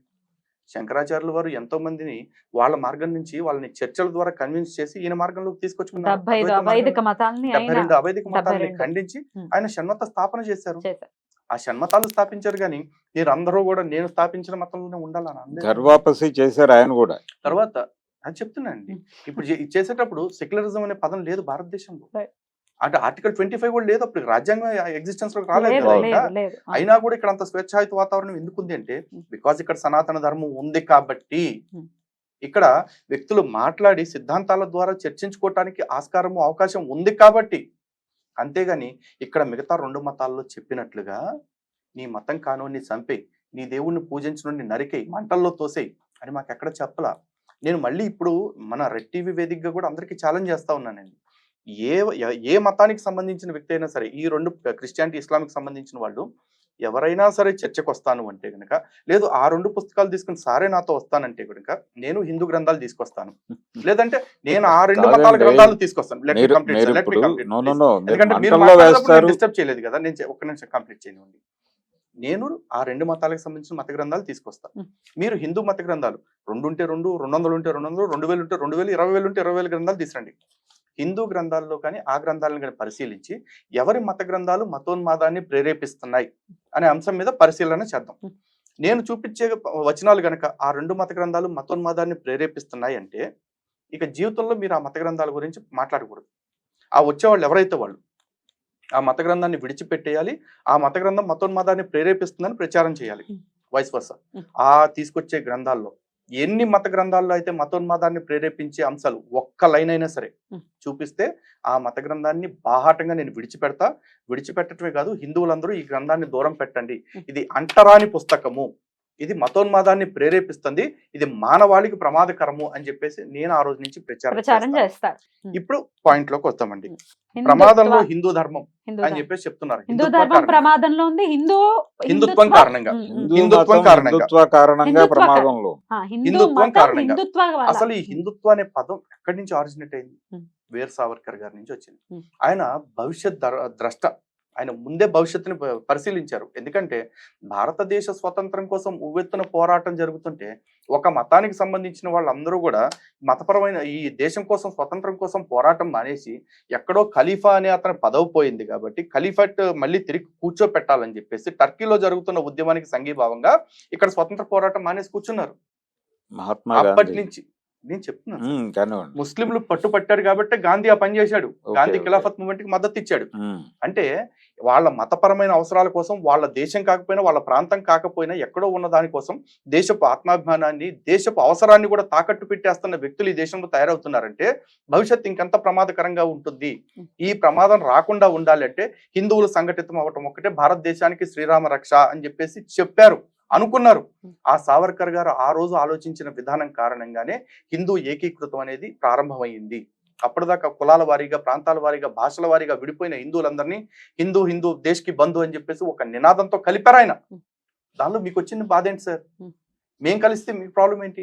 ఈ రోజున ముస్లింలందరూ కూడా యూనివర్సల్ ఇస్లామిక్ బ్రదర్హుడ్ అని చెప్పి కలిసి ఉంటున్నారు. మీరు కలవటం వల్లనే యూనివర్సల్ పక్క మతం వాళ్ళు అదే బెదిరిపోతున్నారు అని చెప్తున్నానండి. అంటున్నారు. యూనివర్సల్ ఇస్లామిక్ బ్రదర్హుడ్ అని చెప్పేసి చెప్తారు. ఉమ్. అంటే ప్రపంచంలో ఉన్న ముస్లింలందరూ కూడా అన్నదమ్ములే అని చెప్పేసి చెప్తారు. ఉమ్. క్రైస్తవులు కూడా అదే చెప్తారు. మనం మనుషులు వేరైనా మతాలు వేరైనా సరే మనందరం కూడా ఒక తల్లి బిడ్డలే అని చెప్పేసి అందరినీ కలిపే ప్రయత్నం చేస్తూ ఉంటారు. కానీ వాస్తవానికి వాళ్ళ మత గ్రంథాలు ఏం చెప్తున్నాయి? ఉమ్. బైబిల్ చూసుకోండి, ఖురాన్ చూసుకోండి, మత గ్రంథాల పేర్లు చెప్తున్నాను నేను. నా మత ధర్మాన్ని అవలంబించిన వాడు ఎవడైతే ఉంటాడో వాడికి పరలోకంలో శిక్షలు ఉంటాయి, ఈ లోకంలో శిక్షలు ఉంటాయి. ఇక్కడ చంపేయండి అవసరమైతే అని చెప్పేసి చెప్తా ఉన్నారు. ఇక్కడ కూడా చంపేయచ్చు. ఇక్కడే చంపమని చెప్తున్నారు. Obvious, ఇక్కడ మరి ఇక్కడే చంపాలి. చంపేస్తే దేవుడు పైకి వెళ్ళిన తర్వాత ఆ దేవుడు చేసేది ఏందో ఇంకా మరి వాళ్ళు తెలుసుకోవాలి ఆ విషయం.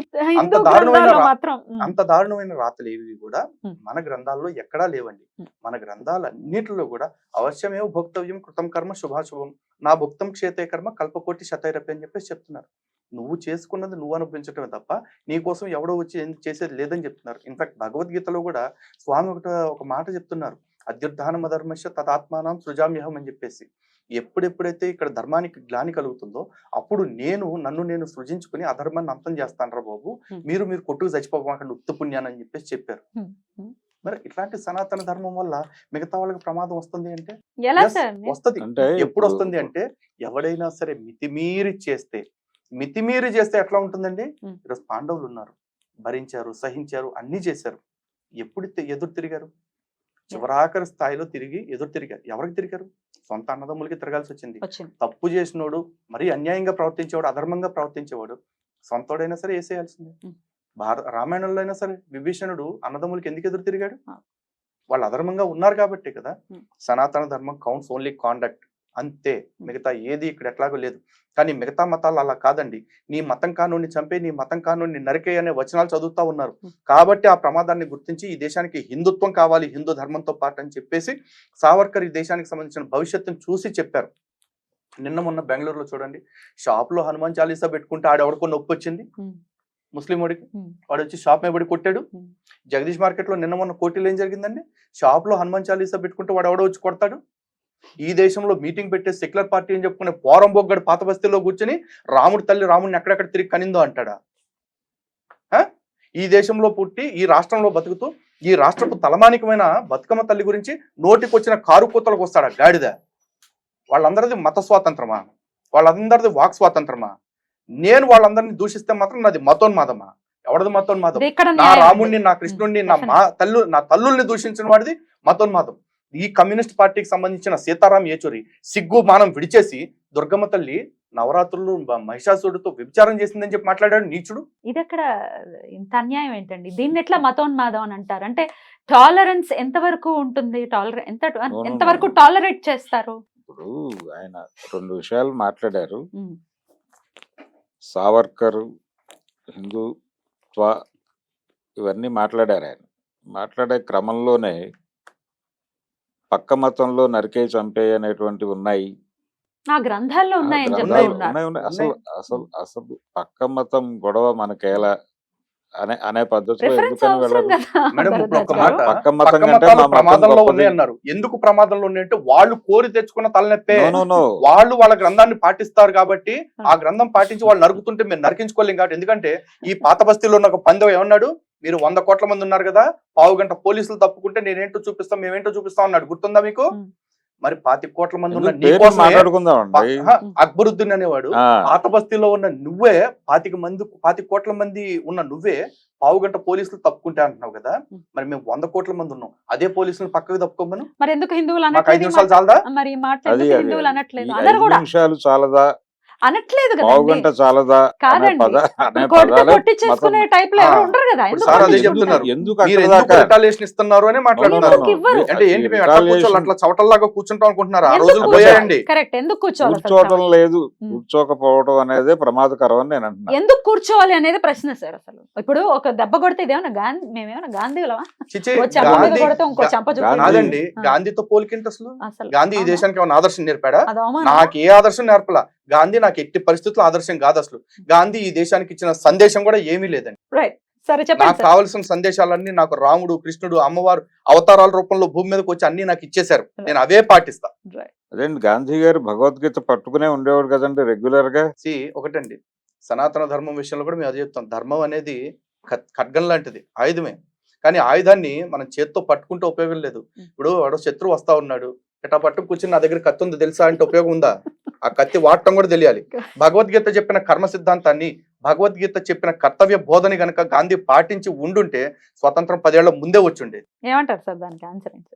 లేదు లేదు లేదు, ఇక్కడ చర్చ అంతా కొంచెం పర్వాలేదు సార్, టాపిక్ లేదు, మనం ఈ నేను టాపిక్ కూడా కాదని- మాట్లాడాలి అనుకున్నాం, డివియేట్ అయినా పర్వాలేదు చెప్పండి. డీవియేషన్ ఏం లేదండి, ఉమ్. ప్రాపర్ గానే వెళుతోంది. నేను అనుకున్నటువంటిది ఏదైతే ఉందో అంటే హిందుత్వ అభిప్రాయాలే ఇప్పుడు ఆయన కూడా వ్యక్తం చేశారు. Hmm. అందులో భాగంగానే అవతల మతాల దూషణ కార్యక్రమం కూడా జరిగింది. సో దూషించినా దూషించలేదండి. కూడా మేము కామ్ గా ఉండాలా? కాదు మేడం, ఇక్కడ చిన్న హిందువులు కరెక్షన్, కామ్ గా ఉండాలా? చిన్న correction, um. Subject to point. Um. అవతల మతాల దూషణ నేను ఎక్కడ చేయలేను. నా మొత్తం ట్రాక్ వెనక్కి తీసుకు చూసుకోండి. అవతల మతాల ఉన్మాదులు మాట్లాడిన మాటలకి నేను కౌంటర్ వేశాను. వ్యక్తుల్ని అవును. ఆ మాత్రం వ్యక్తులకి నేను ఆబ్వియస్లీ ఇస్తాను. లేదు ఇస్తాను. నా వాళ్ళ- ధర్మాన్ని అదే. తప్పుపట్టిన వాడికి నేను తిరిగి సమాధానం చెప్పకుండా ఎట్లుంటా? అక్బరుద్దీన్ గురించి మాట్లాడిన మాట ఓకే, ఉమ్. అది కాదు ఆ మత గ్రంథాలలో ఉంది అనేది కూడా అక్కర్లేదు అంటున్నాను. గ్రంథాల్లో ఉన్నదే మాట్లాడారు, లేని క్రియేట్ చేయలేదు కదా సార్. మరి ఇప్పుడు రకరకాల ఈ వ్యాఖ్యానాలు చేయొచ్చండి, వక్రీకరించు ఓడించు అని ఒక పద్ధతి ఉంటుంది.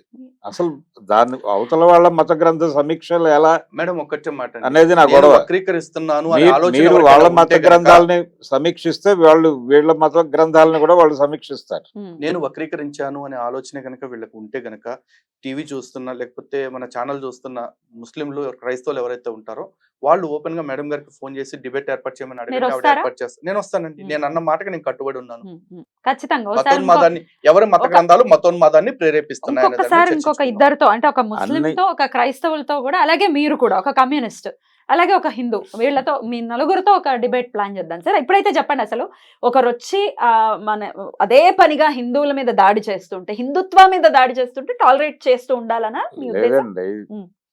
టాలరేట్ చేస్తే తప్పేమిటి అంటున్నాను. ఎందుకు టాలరేట్ చేయాలి? చచ్చిపోతే అంటే మేము చంపేస్తాను, ఒకటండి, నువ్వు అలా tolerate చేయాలంటే జరగలేదు. correct కాదు కదా. మేడం, ఒక జరగలేదు. చిన్న పదే మాట పదే అండి. ఇది కూడా చెప్తున్నారు, మేడం, హిందూ ఒక మతం చిన్న ప్రమాదంలో మాట అండి. ఉంది, హిందూ మతం ప్రమాదంలో ఉంది అని ఇక్కడ చెప్పడమే సార్ మాకు కొత్తగా ఒక అహింస conspiracy. గురించి చెప్తున్నారు. ఉమ్. మాకు సనాతన ధర్మంలో అహింస గురించి మాకు కొత్తగా చెప్పక్కర్లేదండి. ఈరోజు బుద్ధుడు ఏదో చెప్పాడు అని చెప్పి అంటారు, అహింస పరమధర్మం అని చెప్పేసి. బుద్ధుడు కూడా మా ధర్మం నుంచి కాపీ కొట్టిన మాటలే అవన్నీ. ఉమ్. మాకు అహింస అంటే ఏంటో తెలుసు. కాకపోతే అహింసలో ఉన్న డిఫరెన్సియేషన్ ఏంటో సార్కి బహుశా నోటీస్ చేసినట్లేరు. మేము రిలేటివ్ అహింసను నమ్ముతామండి. ఒక పాము రోడ్డు మీద కూర్చుని ఉందనుకోండి, దాని మానాన్ని అది బతుకుతుంటే మేము వీలైతే పాలు పోసి వెళ్తాము, లేకపోతే పక్క నుంచి వెళ్ళిపోతాం. ఇది రిలేటివ్ అహింస. బట్ వర్చువల్ అహింస అని ఒకటి ఉంటుందండి. పాము మన కరవటానికి వస్తుంటే కూడా, అయ్యో పాపం కరవటానికి వస్తుంది, దానికి ఆహారం దీని ఎన్నాళ్ళు అయిందో అని కాలు అప్పు చెప్పి అంత చవటాలు దద్దమలు అయితే హిందువులు కాదు. యా, అలా ఉండాలనేదా మీ ఉద్దేశం? ఇప్పుడు ఆయన ఎలా చెప్పింది అండి? కదా, సూటిగానే చవటలు చెప్పారు కదా. ఇప్పుడు దద్దమ్మలుగా ఉండకూడదు ఇప్పుడు ఒక పాము అనుకోవడమే. మనల్ని కరవటానికి వస్తే మన అహింసను పాటించాలి అక్కడ అనేది ప్రశ్న సార్. ఇప్పుడు పాము ఏది, పక్క మతాలు మొత్తం పాము Whatever. అంటున్నారా? మేబీ మీరు అట్లా తీసుకుంటానంటే I don't have any objection అండి. నేనే చెప్తున్నాను, ఈ- హిందూ ఇలాంటి మతానికి అభిప్రాయాలు వద్దు ప్రమాదం అంటున్నాను. కల్పించే పాషండ మతాలన్నీ కూడా పాములు, కొండ చెలువులు, నాగులే. ఓకేనా? వీటితో కంటెంట్ ఓకే, కంటిన్యూ. వీటితో కన్విన్సింగ్ గా మీరు వాటిని మార్చే ప్రయత్నం చేయండి.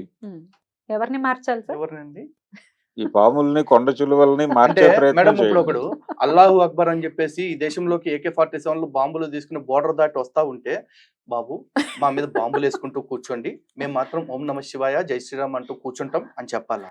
అది సాధ్యపడేటటువంటి అంశం కాదు కదా భరద్వాజ్ సార్ గారు. మీరు మాట్లాడుతున్నది మీ అనుభవానికి లేదు, తగిన మాటలు ఇదిగో కాదు అన్న విషయం ఇలా బహుశా మీరు ఈ పాటికి అర్థం AK-47 చేసుకుని పట్టుకుని ఉంటారేమో. AK-47 పట్టుకుని దేశంలోకి వచ్చేస్తున్నారు ఉమ్. అంటే అసలు ఉగ్రవాదం అనేది అక్కడే పుట్టింది, అక్కడే ఉంది. టోటల్ గా ఇస్లాం ఒక ఉగ్రవాద మతము అనే ఎస్టాబ్లిష్ చేయటమే ఇబ్బందికరం. అలాంటిది వద్దు, కొంచెం Okay. స్నేహపూరితంగా వ్యవహరించే సో ఇప్పుడు పద్ధతిలో సార్ వెళ్ళగలిగితే ఇస్లాంని బాగుంటుంది. తీవ్రవాద మతంగా చెప్పడం తప్పు అంటున్నారు కాబట్టి చిన్న కరెక్షన్ అండి. ముస్లింలు అందరూ టెర్రరిస్టులు కాదండి. బట్ మన భారతదేశంలో ఉన్న టెర్రరిస్టులు అందరూ ముస్లింలు. దీనికి నిజమే కదా సార్, ముస్లిమ్స్ టెర్రరిస్టులు అందరూ. అదేంటి ఇతర terrorism? ఇతర మతస్థులు ఎవరైనా టెర్రరిస్టులు ఉన్నారా? ఎక్కడండి? నాలెడ్జ్ కోసం ఎందుకు లేరు? ఎక్కడ ఉన్నా చెప్పండి సార్, ఇప్పుడు హిందువుల్లో ఎంతమంది టెర్రరిస్టులు ఉన్నారు, ఎంతమంది AK-47 Knowledge తీసుకుని కోసమే యుద్ధం అడుగుతున్నాను చేస్తారు? సార్, చెప్పండి ఇప్పుడు సార్. పంజాబ్ లో ఖలిస్తాన్ ఉద్యమం జరిగినప్పుడు వాళ్ళందరినీ టెర్రరిస్టులనే అన్నారు కదా. వాళ్ళు టెర్రరిస్టులైనా మరి? ఎవరు ఖలిస్తాన్ లో జరిగినటువంటి చర్యలకు పాల్పడిన వాళ్ళందరూ టెర్రరిస్టులేనా? చెప్పండి మరి. అని నేను అంటం లేదండి. ఆహా, టెర్రరిస్టులు అని మీరు- అన్నారు కదా. కాదు నేను టెర్రరిస్టులు అంటున్నాను ఎవరున్నారు అని మేడం, ఒక అడుగుతున్నాము. చిన్న మాట. ప్రశ్న అది. సార్ ఇప్పుడు ఇప్పుడు ఒక మాట అనాలి అంటే ఆయనకి తెలిసింది నేను- అనాలి. ఎవరో అనుకునే మాటలు అనకూడదు. Hmm. నేను ఆల్ ముస్లిమ్స్ ఆర్ టెర్రరిస్ట్ కాదండి, బట్ టెర్రరిస్ట్ ఆర్ టెర్రరిస్ట్ అందరూ అందరూ ముస్లిమ్సే ముస్లిమ్స్ అని నేను అని అంటున్నా అంటే అది నా మాటే. Hmm. ఇప్పుడు ఖలిస్తాన్ ఈ విషయంలో చెప్పండి, మీ మాట అన్ని- పక్క వాళ్ళ మాట. అన్ని మతాలలోనూ తీవ్రవాదులు ఉన్నారు, అన్ని టెర్రరిస్టులు మతాల్లోనే ఉన్నారు. మాట అనకండి. హిందువుల్లో హిందూ టెర్రరిస్టులు ఎవరు ఉన్నారో మీరు మతంలో కూడా చెప్పండి. టెర్రరిస్టులు ఉన్నారు. చెప్పండి. ఎవరండి? చెప్పండి. మీరు మెన్షన్ పేర్లు చేస్తే చెప్పండి. బాగుంటుంది కదా. అసలు నేను చెప్తా. answer అయిపోతుంది. జైషే మహమ్మద్, లష్కర్ తైబా, సిమి ఇట్లాంటి తీవ్రవాద సంస్థలు 10 చెప్తానండి. నేను కూడా చెప్తాను. ఇండియన్ చెప్పండి. ముజాహిదీన్ ఇట్లాంటివన్నీ చెప్పమని పేర్లు చెప్తాను. ఇప్పుడు ఇది భారతదేశంలోనే కాకుండా బయట దేశాల్లో కూడా హిందుత్వాన్ని హిందుత్వాన్ని ప్రమోట్ చేస్తున్నటువంటి ఆర్ఎస్ఎస్, సంఘ్ పరివారం ఉంది. సంఘ్ పరివార్ మొత్తం కూడా సంఘ్ పరివార తీవ్రవాద సంస్థను మీరు ఎట్లా అంటారండి? ఎట్లా అంటున్నారు? నేను అంటున్నానండి. మీ ఒపీనియన్స్ కాదు ఇక్కడ. తీవ్రవాద సంస్థగా ఎవరు గుర్తించారో మీరు చెప్పండి. నేను మీరు గుర్తిస్తున్నా. ఇష్టం వచ్చినట్టు ప్రతి సంస్థని అట్లా ఉన్మాదంతో మాట్లాడితే మాత్రం పద్ధతి కాదు సార్. అది మీ అనుభవానికి మీ వయసుకి అసలు కరెక్ట్ కాదు. అది టెర్రరిస్ట్ నిజమే, గుర్తింపు కూడా ఏదో ఉంటుంది కదండి. ఉంటుందండి ఖచ్చితంగా. ఖచ్చితంగా గుర్తింపు ఉంటుంది కదా. గుర్తింపేం నేను అక్కర్లేదు. చెప్పిన సంస్థలన్నింటినీ కూడా భారత ప్రభుత్వంతో పాటు గుర్తించారు. ఐక్యరాజ్య సమితి కూడా భారత తీవ్రవాద ప్రభుత్వం. సంస్థలుగా గుర్తించినాయి కాబట్టి నేను చెప్తున్నాను. ఆ. ఆర్ఎస్ఎస్ విషయంలో మీరు స్టేట్మెంట్ ఇవ్వడానికి వెనకాల ఉన్న భూమికి ఏంటో చెప్పండి. ఒక్కసారి వాళ్ళు దాడులు చేశారు కదా. ఎక్కడ చేశారు? ఏ కాంటెక్స్ట్ లో ఏ దాడి కాంటెక్స్ట్ లో చేశారు దాడులు అనేది చేశారు? ఒక్కసారి. ఎవరిని చంపారు చెప్పండి. అదే సార్ ఇప్పుడు ప్రశ్న అదే సార్. మళ్ళీ ఈ- చెప్తున్నా, వ్యక్తులు చేసిన దానికి వ్యవస్థ మీద నిందలు వేయటం అనేది మహాపాపం, తప్పు కూడా సార్. ఇప్పుడు నేను చెప్పింది ఆ సంస్థలు స్వయంగా బాంబు దాడులు చేసి బాధ్యత వహిస్తూ లేఖలు విడుదల చేశాయి కాబట్టి వాటిని గుర్తించి ఇవి తీవ్రవాద సంస్థలని ప్రకటించారు. అదే తీవ్రవాదము, టెర్రరిజం ఉమ్. ఇది రకరకాల యాంగిల్స్ లో వాడారండి ఈ పదాలని. సార్ నేను ఇప్పుడు ఆ యాంగిల్స్ మనకు వద్దు సార్. నేను చెప్పిన సంస్థలకు ఒక బేస్ ఉంది తీవ్రవాద సంస్థలు అంటానికి. మీరు అన్ని మతాల్లోనూ తీవ్రవాదులు ఉన్నారు అన్నారు కాబట్టి అన్నాను. హిందువుల్లో ఉన్న తీవ్రవాదులు ఎవరో మీరు చెప్పండి. నేను చెప్పాను స్పష్టంగానే. ఏం చెప్పారు? నా అభిప్రాయం మీ నేను అభిప్రాయం చెప్పాను. కాదు సార్. మీ అభిప్రాయం అంటే మీ అభిప్రాయం దీనికి ప్రకారం గుర్తింపులు- ఇప్పుడు నా అభిప్రాయం ప్రకారం మీరు టెర్రరిస్టే. మరి నేను టెర్రరిస్ట్నేనండి. నేను సర్టిఫైడ్ టెర్రరిస్ట్. సర్టిఫైడ్ టెర్రరిస్ట్ అంటే మీరు ఇప్పుడు జైల్లో ఉండాలి మరి ఈ పాటికి. నేను ఉన్నాను. ఇప్పుడు ఉండాలి. లేదండి, ఇప్పుడు ఇప్పుడు కూడా కూడా certified ఉండొచ్చు, terrorist తప్పేం ఉండాలి. లేదు. నేను మరి కాదని అలా అంటలేదు. కాదండి. మీరు సర్టిఫైడ్ టెర్రరిస్ట్ అని మీరే ఒప్పుకుంటున్నారు ఆహా, కదా. లేదు, మరి లేదు. అలా RSS ఆహా, ఎవరన్నా లేదు, certify లేదు. చేశారా? అంటే నన్ను ఈయన గవర్నమెంట్ certified సర్టిఫైడ్. ఈయన గవర్నమెంట్ సర్టిఫైడ్ అన్నారు. మరి ఆర్ఎస్ఎస్ టెర్రరిస్ట్ ఆర్గనైజేషన్ అని ఎవరైనా సర్టిఫై చేశారా? సర్టిఫై నా- చేయాలి కదా సార్. నా నిజం. మీద మరి ఈయన చెప్పిన ప్రమాణమే అడుగుతున్నాను నేను. కొత్తది ఇప్పుడు నా అడగట్లేదు. మీద టాడా పెట్టారండి. ఉమ్. నేనేం- తాడా మీదే ఉన్నారు. తాడా లేదు, ఉండదండి, పర్మనెంట్ కాదు. ఉమ్. లేదు. ఇప్పుడు లేదా? నాకు అసలు కేసు టాడా కొట్టేశారు. యాక్ట్ ఫోటో వచ్చింది. యాక్టే లేదు. ఉమ్. ఇప్పుడు కోటా కూడా రద్దు చేశారు. రద్దు అయిపోయింది. ఉమ్. ఉమ్. కోటా కూడా రద్దు అయింది. టాడా ఉన్నప్పుడు టాడా కేసు పెట్టారు కానీ ఆ తర్వాత ఆ కేసు ఎక్విటల్ అయిపోయింది. ఉమ్. ఉమ్. కాబట్టి ఎవరి మీదైనా పెట్టారు ఆ రోజు. ఇట్లా జనరలైజ్ గా ఒపీనియన్ కాకుండా టాడా హిందువుల్లో టాడా ఎవరు యాక్ట్ పెడితేనో టెర్రరిస్టులు ఉన్నారు? ఫోటో యాక్ట్ పెడితేనో వాళ్ళు అంత మాత్రం టెర్రరిస్ట్ అయిపోరు. అండ్ మోర్ ఓవర్ సార్ ఇంకా దాని విషయంలో నిందితుడిగా అప్పుడు అదే నేరం Proven లేదు, కాదు prove కదా, అవ్వలేదు. proven వచ్చేసారు, కాదు కదా. అయిపోయింది. మరి సర్టిఫైడ్ టెర్రరిస్ట్ అని చెప్పుకోవడానికి కూడా ఆయనకి యోగ్యత చెప్పుకోకూడదు లేదు. మీరు. మీరు యోగ్యత చెప్పుకోకూడదు అలాగా, హిందువుల్ని కూడా ఇంకొకళ్ళు చెప్పకూడదు. అనకూడదు. ఇంకొకళ్ళు అనకూడదు అనేదే పాయింట్ సార్. ఎవరు సార్ హిందువులు కొన్ని ఇప్పుడు టెర్రరిస్టులు ఉన్నారనే పొరపాటున చెప్తే స్టేట్మెంట్ ఇచ్చి ఉండొచ్చు. నేను అనట్లేదు. మీరు హుందాగా ఒప్పేసుకోండి. ఏదో ఫ్లోలో అన్నాను ఒప్పేసుకోండి. దానికి ఎందుకు అంత ప్రెజుడిస్ మీకు? ఏది ఇప్పుడు అన్ని మతాల్లో టెర్రరిస్టులు ఉంటారు. ఉన్నారండి. స్టిల్ మీరు అదే మాట స్టేట్మెంట్ మీద ఇస్తుంటే ఉన్నారు. నేను ఆ దాని- స్టేట్మెంట్ that's మీద absurd. నిలబడి ఉన్నాను. మీరు నిలబడి ఉంటున్నారంటే మీరు నిలబడే అంత ప్రాతిపదిక ఏం చూపిస్తున్నారు నాకు? దానికి ఒక ఆన్సర్ చెప్పాలి కదా భరద్వాజ్ గారు. ఎవరు హిందువుల్లో ఎవరున్నారు టెర్రరిస్టులు అనేది డెఫినెట్ గా చెప్పండి. ఆన్సర్ కావాలి కదా. ఎందుకంటే నేను వాళ్ళు అది వీడియో కూడా మీరు చెప్తాను. నేను పద్మిని గారు చూసుకునేది కాదు. కొన్ని లేదు లక్షల లేదు, మంది చూస్తారు. అది కూడా చాలా స్పష్టంగా నేను సంఘ్ పరివార్ అని మాట కూడా వాడేశాను. సార్, అది ఎవరు సంఘ గుర్తించారు? పరివార్ లో 72 సంస్థలు ఉన్నాయండి. 1, 2 కాదండి. ఉమ్. చిన్న చెత్త అన్ని కలిపి సంఘ పరివార్ 72 సంస్థలు ఉన్నాయి. అన్నిటిని ఒకే ఘాటిని కట్టేస్తారా? ఒకసారి తెలియని వాళ్ళ కోసం చెప్పండి, ఏంటి సంఘ్ పరివార్? సంఘ్ పరివార్ అంటే ఏమిటో, సంఘ పరివార్ లో ఒక 5 సంస్థల పేర్లు చెప్పండి సార్. కొన్ని సంఘ్ పరివార్ అంటే ఏమిటో అందరికీ తెలిసిన విషయం. మాకు తెలియదు. ఒక 5 పేర్లు చెప్పండి. ఆ సంస్థలో ఉన్న మీరే పరివార్ లో ఉన్న చెప్పారు కదా సంస్థలు. 76 సంస్థలు ఉన్నాయని మీరే 72 చెప్పారు. అన్నాను. 72 అన్నారు. అదే మీరు ఒక 5 పేర్లు పోనీ 5 పేర్లు కాకపోతే 4 పేర్లు చెప్పండి. నేను రాష్ట్రీయ స్వయం సేవక్ సంఘ్ ఓకే. అంటున్నాను, బజరంగ దళ్, ఉమ్.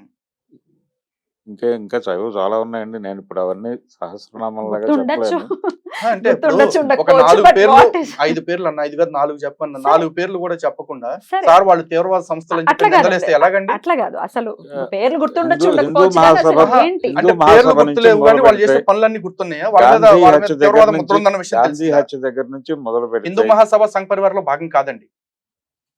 హిందూ మహాసభ దీని- సంఘ్ పరివార్ లో భాగం కాదు. దాని ముందు వెర్షన్ అనుకుందామా? కాదండి, అసలు Hmm. హిందూ మహాసభ ఇప్పటికి కూడా ఎగ్జిస్టెన్స్ లో ఉంది. It is a separate entity. విశ్వ హిందూ పరిషత్తు. ఇప్పుడు ఇంతకీ ఆ 4 సరే, పేర్లు చెప్పండి, చెప్పడం చెప్పండి. కోసం కష్టపడుతున్నారు తప్ప నేను పొరపాటున అన్నాను వాళ్ళ మీద తీవ్రవాద ముద్ర లేదు అన్న విషయం మాత్రం యాక్సెప్ట్ చేయట్లేదు. డిజోన్ లేదు, చేసుకోరు, నేను ఎందుకంటే disown ఆయన చేసుకోవట్లేదు. డెఫినెట్ గా నేను హీ disown విల్ నాట్ చేసుకోవట్లేదు. Disown his words. కానీ నేనేమంటున్నానంటే ఒకటండి, అసలు ఇలాంటి మంకు పట్టు పట్టేసి ఒకే లేదు, నేను పట్టు పట్టడం పట్టేశారు, లేదండి. ఇది పట్టేశారు. ఇదే నిజం అని అంటున్నారు. అదే నిజమని అంటున్నారంటే ఆ నిజానికి ఒక ఆధారం కావాలి. ఆధారం గురించి అడుగుతున్నాను. నేను నమ్మింది హిందువులు నిజం అంటే ఎక్కడున్నారు నాకు terrorist లు? నచ్చింది రంబ అని చెప్పినంత దరిద్రంగా ఉంటుంది. సార్, ఇప్పుడు టెర్రరిస్టులుగా గుర్తించారు మన భారతదేశం కానీ చాలా చాలా దేశాలు కూడా ఐఎస్ఐని కానీ టెర్రరిస్టులకు గుర్తించారు. ఇప్పుడు మీరు చెప్పింది ఎక్కడ గుర్తింపు పొందలేదు, ఏదో మన భావాల్ని మనం చెప్పకూడదు కదా. అండ్ ఆఫ్ ది దానికి ఒక ఆధారం ఉండాలి కదా. దానికి ఆన్సర్ అడుగుతున్నాం సార్, అంతే సింపుల్. అంటే ఇక్కడ హిందూ మతాన్ని కన్సాలిడేట్ చేసే ప్రోగ్రామ్ మొదలు పెట్టినటువంటి ఆర్గనైజేషన్స్ మీద నా విమర్శ ఉంది. ఆ ఆర్గనైజేషన్స్ ని టెర్రరిస్టులు అని సరే, ఎలా అంటారు అనేదే ప్రశ్న సార్, అంతకు మించి ఏం లేదు. మేడం, విమర్శకు కూడా నేను తప్పు పట్టట్లా. ఉమ్. విమర్శ చెయ్యండి, కానీ మీరు చేసే ప్రతి విమర్శకి కూడా ఒక హేతుబద్ధత ఉండాలి కదా. హేతుబద్ధంగా ఉండాలి కదా, ఖచ్చితంగా. సహేతుకంగా లేకుండా మీరు ఏది పడితే అది మాట్లాడి ఇది నా ఒపీనియన్ అంటే ఒపీనియన్ కాదు కదా. ఒపీనియన్స్ చాలా ఉంటాయండి. ఒపీనియన్ కాదు, మీరు అనుకోవటం కాదు సార్. అది ఎట్లా మనం గుర్తించాలి కదా. ఎండ్ ఆఫ్ ది డే మీరు చెప్పినటువంటి ఏ సంఘాలు కూడా టెర్రరిస్టులు కాదు. చెప్పండి. ఇప్పుడు ఎలాగైతే అవతల మతంలో టెర్రరిస్టులు ఉన్నారు, గుర్తింపు పొందారు కాబట్టి, అంటే ఎవరు గుర్తించారు వాళ్ళని ఎవరు? టెర్రరిస్టులుగా? ఏమిటి ఒక్క దేశం కాదు కదా సార్, ఎన్ని దేశాలు చాలా దేశాలు గుర్తించాయి. గుర్తించాయి. ఐక్యరాజ్య సమితి కూడా ఐక్యరాజ్య- గుర్తించిందండి. గుర్తించటానికి- ఈరోజు అంతకు ఐసిస్ మించి లాంటి higher సంస్థ ఏమో. మతానికే కాదు యావత్ మానవాళికే ప్రమాదం అని ఐక్యరాజ్య సమితికి ప్రకటించింది. ఇంకా అంతకన్నా గుర్తింపు ఇంకేం కావాలి. అట్లా కాదండి. అంటే ఇప్పుడు ఆ మతం See, నాకు ఇప్పటికీ అర్థం కాని విషయం ఏంటంటే ఒక్క నిమిషం ముస్లింలో ఆ టెర్రరిస్ట్ ఒక్క ఉన్నారు అనే మాటని ఎందుకు ఆయన యాక్సెప్ట్ ఒక్క నిమిషం చేయలేకపోతున్నారు? కంప్లీట్ చేస్తాను. చెప్పండి. ముస్లింలు టెర్రరిస్టులు ఉన్నారు అనే మాటనైతే నేను యాక్సెప్ట్ చేయటం లేదండి. చూసారు కదా, ఇక ఇంతకంటే దారుణమైన వ్యాఖ్య ఇంకోటి ఉంటుందా?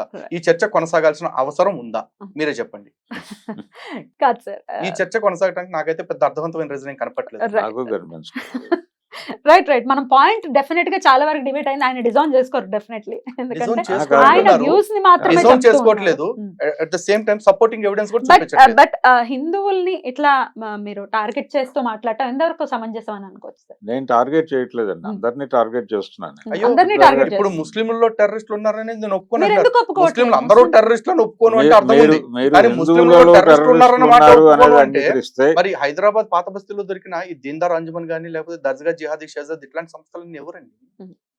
సార్ ఆన్సర్ ప్రతి డిసెంబర్ 6కి పోలీసుల్ని చంపటం పనిగా పెట్టుకుని చచ్చిపోయిన వికారుద్దీన్ అనే టెర్రరిస్ట్ ఎవడు టెర్రరిస్ట్ కాదా? వాడు ముస్లిం కాదా? ఏమో ముస్లింల మీద సార్కి అంత అపారమైన అవ్యాజమైన ప్రేమ కారణం ఏంటి? ఎందుకని ప్రేమ ఉందండి? నిజమే, ఎందుకని ప్రేమ ఉంది? ప్రేమ ఏమైనా ఉందా?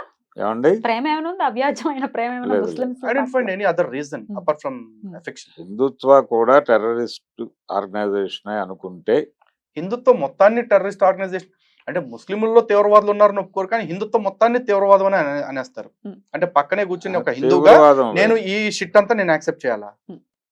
అది ఆయన ఏమో యాక్సెప్ట్ చేయమనట్లేదు కదా. ఆయన ఆహా, వ్యూస్ ఆయన నేను చెప్తున్నారు, సైలెంట్ గా మీ ఉన్నాను views- అంటే నేను యాక్సెప్ట్ చేసినట్టేనండి. మీరు సైలెంట్ గా లేరు కదా, మీరు ఆన్సర్ చేస్తున్నారు కదా. మిమ్మల్ని యాక్సెప్ట్ చేయమని చెప్పట్లేదు, ఎవరి వ్యూస్ వాళ్ళు చెప్తూ ఉన్నారు. కానీ ఆయనకు అనిపించట్లేదా ఆయన ఉమ్. సమాజానికి వ్యతిరేకంగా, మానవత్వానికి వ్యతిరేకంగా, ఉమ్. మానవాళికి వ్యతిరేకంగా మాట్లాడుతున్నానన్న మాట ఆయనకు నోటీస్ చేస్తున్నారా లేదా? అదే అది ప్రేక్షకులు డెఫినెట్ గా నోటీస్ చేస్తారు. బట్ ఆయన వ్యూస్ ఆయన చెప్తున్నారు end of the day. Um. Views అంటే ఏంటండి? ఉమ్. వ్యూస్ కి కూడా ఒక ప్రాతిపదిక ఉండాలి. నాకు అనిపించింది కాబట్టి చెప్తాను అంటే నాకు 100 అనిపిస్తాయి. అనిపించిన ప్రతి నేను చెప్పేలేనుగా. నాకు ఒక్కొక్క సినిమా చూసినప్పుడు ఒక్కొక్క హీరోయిన్ చూసినప్పుడు ఒక్కొక్కలా అనిపిస్తుంది. అనిపించిందల్లా పబ్లిక్ లో చెప్పేసుకుంటే నాకు ఈ హీరోయిన్ అట్లా అనిపించింది ఎట్లా అనిపించింది అని చెప్తే దరిద్రంగా ఉంటుందా? చెప్పకూడదు. చెప్పకూడదుగా. సరే ఏదైనా ఉందా ఆన్సర్ చేయడానికి? ఏమీ లేదా? ఏం లేదండి. ఏం లేదు. You're not interested or you're just ఏంటి ఆన్సర్ లేదు, చేయకపోవడానికి not కారణం? You're not interested. సో మీరు నాట్ ఇంట్రెస్టెడ్ అంటానికి అట్లీస్ట్ ఒక రీజన్ చెప్పండి సార్.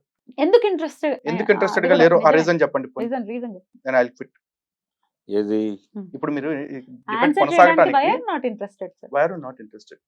నా ఉద్దేశం ఏంటంటే పక్క మతాన్ని అసలు ఒక 4 మతాలు ఉన్నాయి ఇక్కడ. అరే మరి అలాంటప్పుడు మీరు నాస్తికత్వంలోకి వెళ్ళిపోయి ఇంకా హిందుత్వాన్ని ఎందుకు విమర్శిస్తున్నారు సార్? వాళ్ళ దారుణాలు ఉంటారని వదిలేయచ్చు కదా.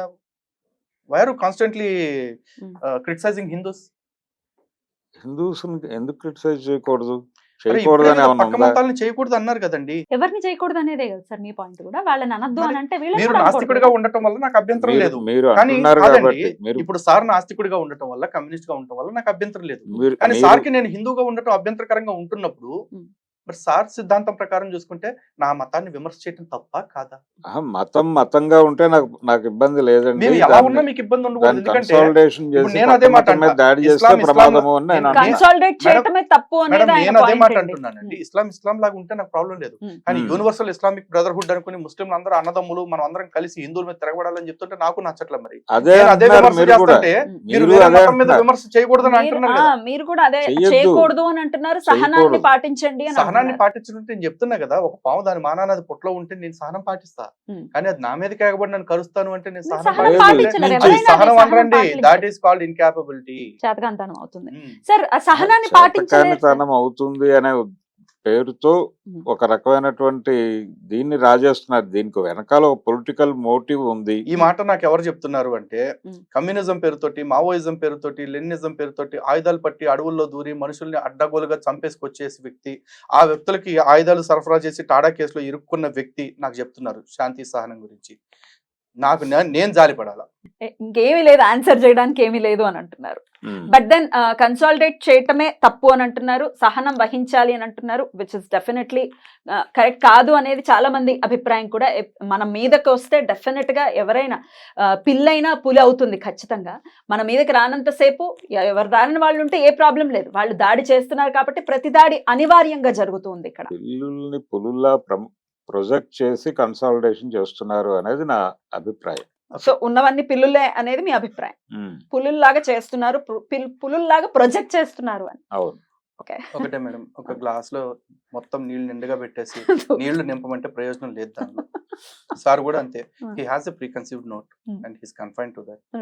Let him be like that. Okay. But then ఇంకొక టాపిక్ గురించి మాట్లాడుకుంటే హిందూ మన ధర్మం గురించి లేకపోతే మన పురాణాల గురించి మాట్లాడుకుంటే ఒక టాపిక్ గురించి ఖచ్చితంగా మాట్లాడాలి ఈ సందర్భంలో. రాముడు ఏదైతే అడవులకి వెళ్ళటం, అడవుల మొత్తం నిధుల్ని కొల్లగొట్టడం కోసమే వెళ్ళాడు అడవుల్లోకి అనేది ఒక మాట వినపడుతుంటుంది. సార్ మీరు కూడా ఒకసారి ఎప్పుడో దీన్ని మాట్లాడినట్టుగా నాకు గుర్తు. దీని గురించి మనం మాట్లాడచ్చా ఇఫ్ యూ కంఫర్టబుల్? ఏదండి? రాముడు అడవుల్లోకి వెళ్ళడం అనే ప్రోగ్రాము ఆ అడవి సంపదని దోచుకోవటానికి మాత్రమే వెళ్ళాడు అనేది ఒక సందర్భంలో మాట్లాడినట్టుగా నాకు గుర్తు. దీని గురించి మనం మాట్లాడచ్చా? నేను ఆల్రెడీ చెప్పేశాను ఇది అయితే. అంటే అసలు రాముడు ఉన్నాడా లేడా ఈ చర్చలోకి వెళ్ళి ఆ వివాదంలోకి వెళ్ళి నేను ఒక టెర్రరిస్ట్ గా ప్రొజెక్ట్ అయిపోవటం జరుగుతుంది తప్ప ప్రయోజనం ఉండదని నేను నమ్ముతున్నాను. అయితే నా అభిప్రాయాలు ఆల్రెడీ నేను విడిగా చెప్పాను. అంటే ఎందుకు రామాయణమే శిరోధార్యం అంటున్నారు ఈ దేశానికి అనే దగ్గర నుంచి నాకు ఒక అభిప్రాయం ఉంది. రామాయణంలో చాలా ధర్మాలు, అంటే అదొక ధార్మిక గ్రంథమే, ఒక రకంగా కాన్స్టిట్యూషన్ అది.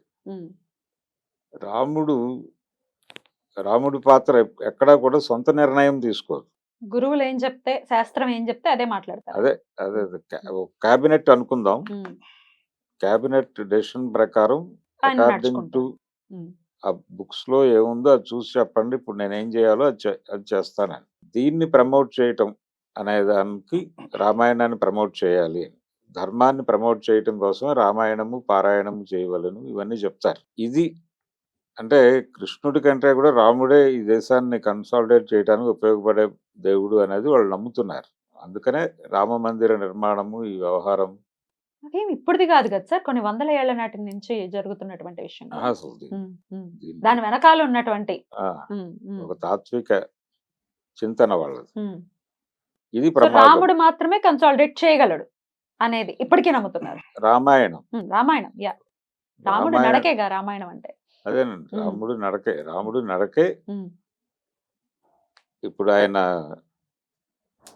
రకరకాల గొడవలు ఉన్నాయి. ఇప్పుడు రావణుడు అనే పాత్రను తీసుకుని అదేదో చాలా దుర్మార్గమైన పాత్ర అని చెప్తారు. కాదా? కాదా? మీ ఒపీనియన్ ఏంటి? ఆయన ఒక టెర్రరిస్ట్ గా ప్రొజెక్ట్ చేసేటువంటి ప్రయత్నం జరుగుతుంది. కాదా? ప్రయత్నం జరగటం ఏమిటి? ఇప్పుడు ఆయన ఏ- సీతాపహరణం జరగటం కూడా ఉమ్, నాకేమనిపించిందంటే ఉమ్. సీతాపహరణం జరగలేదు అని నేను అనుకుంటాను. జరగలేదు ఉమ్. అంటే మరి ఆ ఘట్టాన్ని ఎలా చూస్తారు మీరు? సీతాపహరణం ఇప్పుడు సద్దాం హుస్సేన్ దగ్గర జీవరసాయన ఆయుధాలు ఉన్నాయి అని అమెరికా వాళ్ళు ఉమ్, ప్రచారం చేసి ఫైనల్ గా ఆయన్ని చంపేసి లేవని చెప్పారు. ఉమ్. అలాగే ఈవిడ తీసుకెళ్ళినట్టుగా ప్రచారం చేశారు కానీ ఆవిడ ప్రచారం తీసుకెళ్ళలేదు. చేసి సీతాపహరణం జరిగింది అని ప్రచారం చేసి ఆయన చంపేశారనా? ఆయన్ని చంపేశారు. అంటే సీతమాయ మాయ సీత అనే ఒక గొడవ కూడా ఉంది. అంటే అగ్ని ప్రవేశం చేసినప్పుడు వేరే సీత బయటకు వచ్చేసి ఇలా రకరకాల కథలు ప్రచారంలో ఉన్నాయి. అథెంటిక్ గా ఉన్నది వాల్మీకి రామాయణం. అథెంటిక్ వాల్మీకి రామాయణంలో ఇప్పుడు మీరు చెప్పింది ఏది ఉండదు అనేది నా ఓకే, ఉండకపోతే మంచిది, ఉమ్, నేను ఉండదు. కాదని అంటలేదు. ఉమ్, కానీ ఉమ్, సీతాపహరణం జరిగి ఉండే అవకాశం లేదు అనేది దాని ప్రకారం చూసినా కానీ ఊరికనే ఒక నింద వేసి కొట్టేశారు అని నేను అనుకుంటాను. ఎందుకని అనుకుంటారు సార్? ఎందుకని? ఇప్పుడు అథెంటిక్ ఏదైతే అథెంటిఫికేషన్ ఉందో వాల్మీకి రామాయణం, అది పుస్తకం చదివితే తెలిసిపోతుంది కదా. వాల్మీకి రామాయణమే. ఆ, ఇప్పుడు అందులో మాయ సీతమాయ ఈ ఆర్గ్యుమెంట్ అంతా ఉంది కదా. అదే నేను చెప్తున్నా కదా, వాల్మీకి రామాయణంలో ఈ మాయా సీత కహాని ఏమీ లేదు అసలు. లేదా? లేదు, ఉండదు. I'm very sure. ఏం లలిత గారు? పక్కా లేదండి. లేదు. దీనికి సంబంధించి నా దగ్గర కొన్ని ఉన్నాయండి, నేను దానికి చూపిస్తాను. రకరకాల ఇన్స్పైర్ అయిన వాళ్ళు రకరకాలుగా రాశారు. రామాయణం విషవృక్షం అని రాసిన మహానుభావులు అబ్బబ్బే, ఉన్నారు. దట్ నేను ఈస్ డిఫరెంట్. దాని జోలికి వెళ్ళట్లేదు. దానిలోకి వెళ్ళట్లేదు. మనకు అథెంటికేషన్ ఏదో దాని గురించే మనం మాట్లాడాలి కానీ వేరే ఇన్స్పైర్ అయ్యి వేరే వేరే ఏవేవో రాశారు. లేదు, నేను అసలు వాటి గురించి దేని గురించి మాట్లాడటం లేదు. ఇప్పుడు మాట్లాడారు సార్, మీరు మాట్లాడిన ప్రస్తావన అంతా కూడా అవాల్మీకాల గురించే మాట్లాడారు. వాల్మీకాలే ఇవన్నీ కూడా. ఎందుకంటే మ్మ్. వాల్మీకి రామాయణంలో మీరు చెప్పినవి లేవు అసలు. ఈ ఘట్టం జరగకపోతే రాముడు ఎందుకని వెళ్తాడు లంకకి? అంటే ఆయన రాజ్యాన్ని కొల్లగొట్టడం కోసమే వెళ్ళారు అనేదా మీ ఉద్దేశం? ద్రవిడ ఉమ్, ఆర్య ద్రవిడ సిద్ధాంతం ఒకటి ఉంది, మ్మ్. ద్రవిడ కోణం ఒకటి ఉంది ఇక్కడ.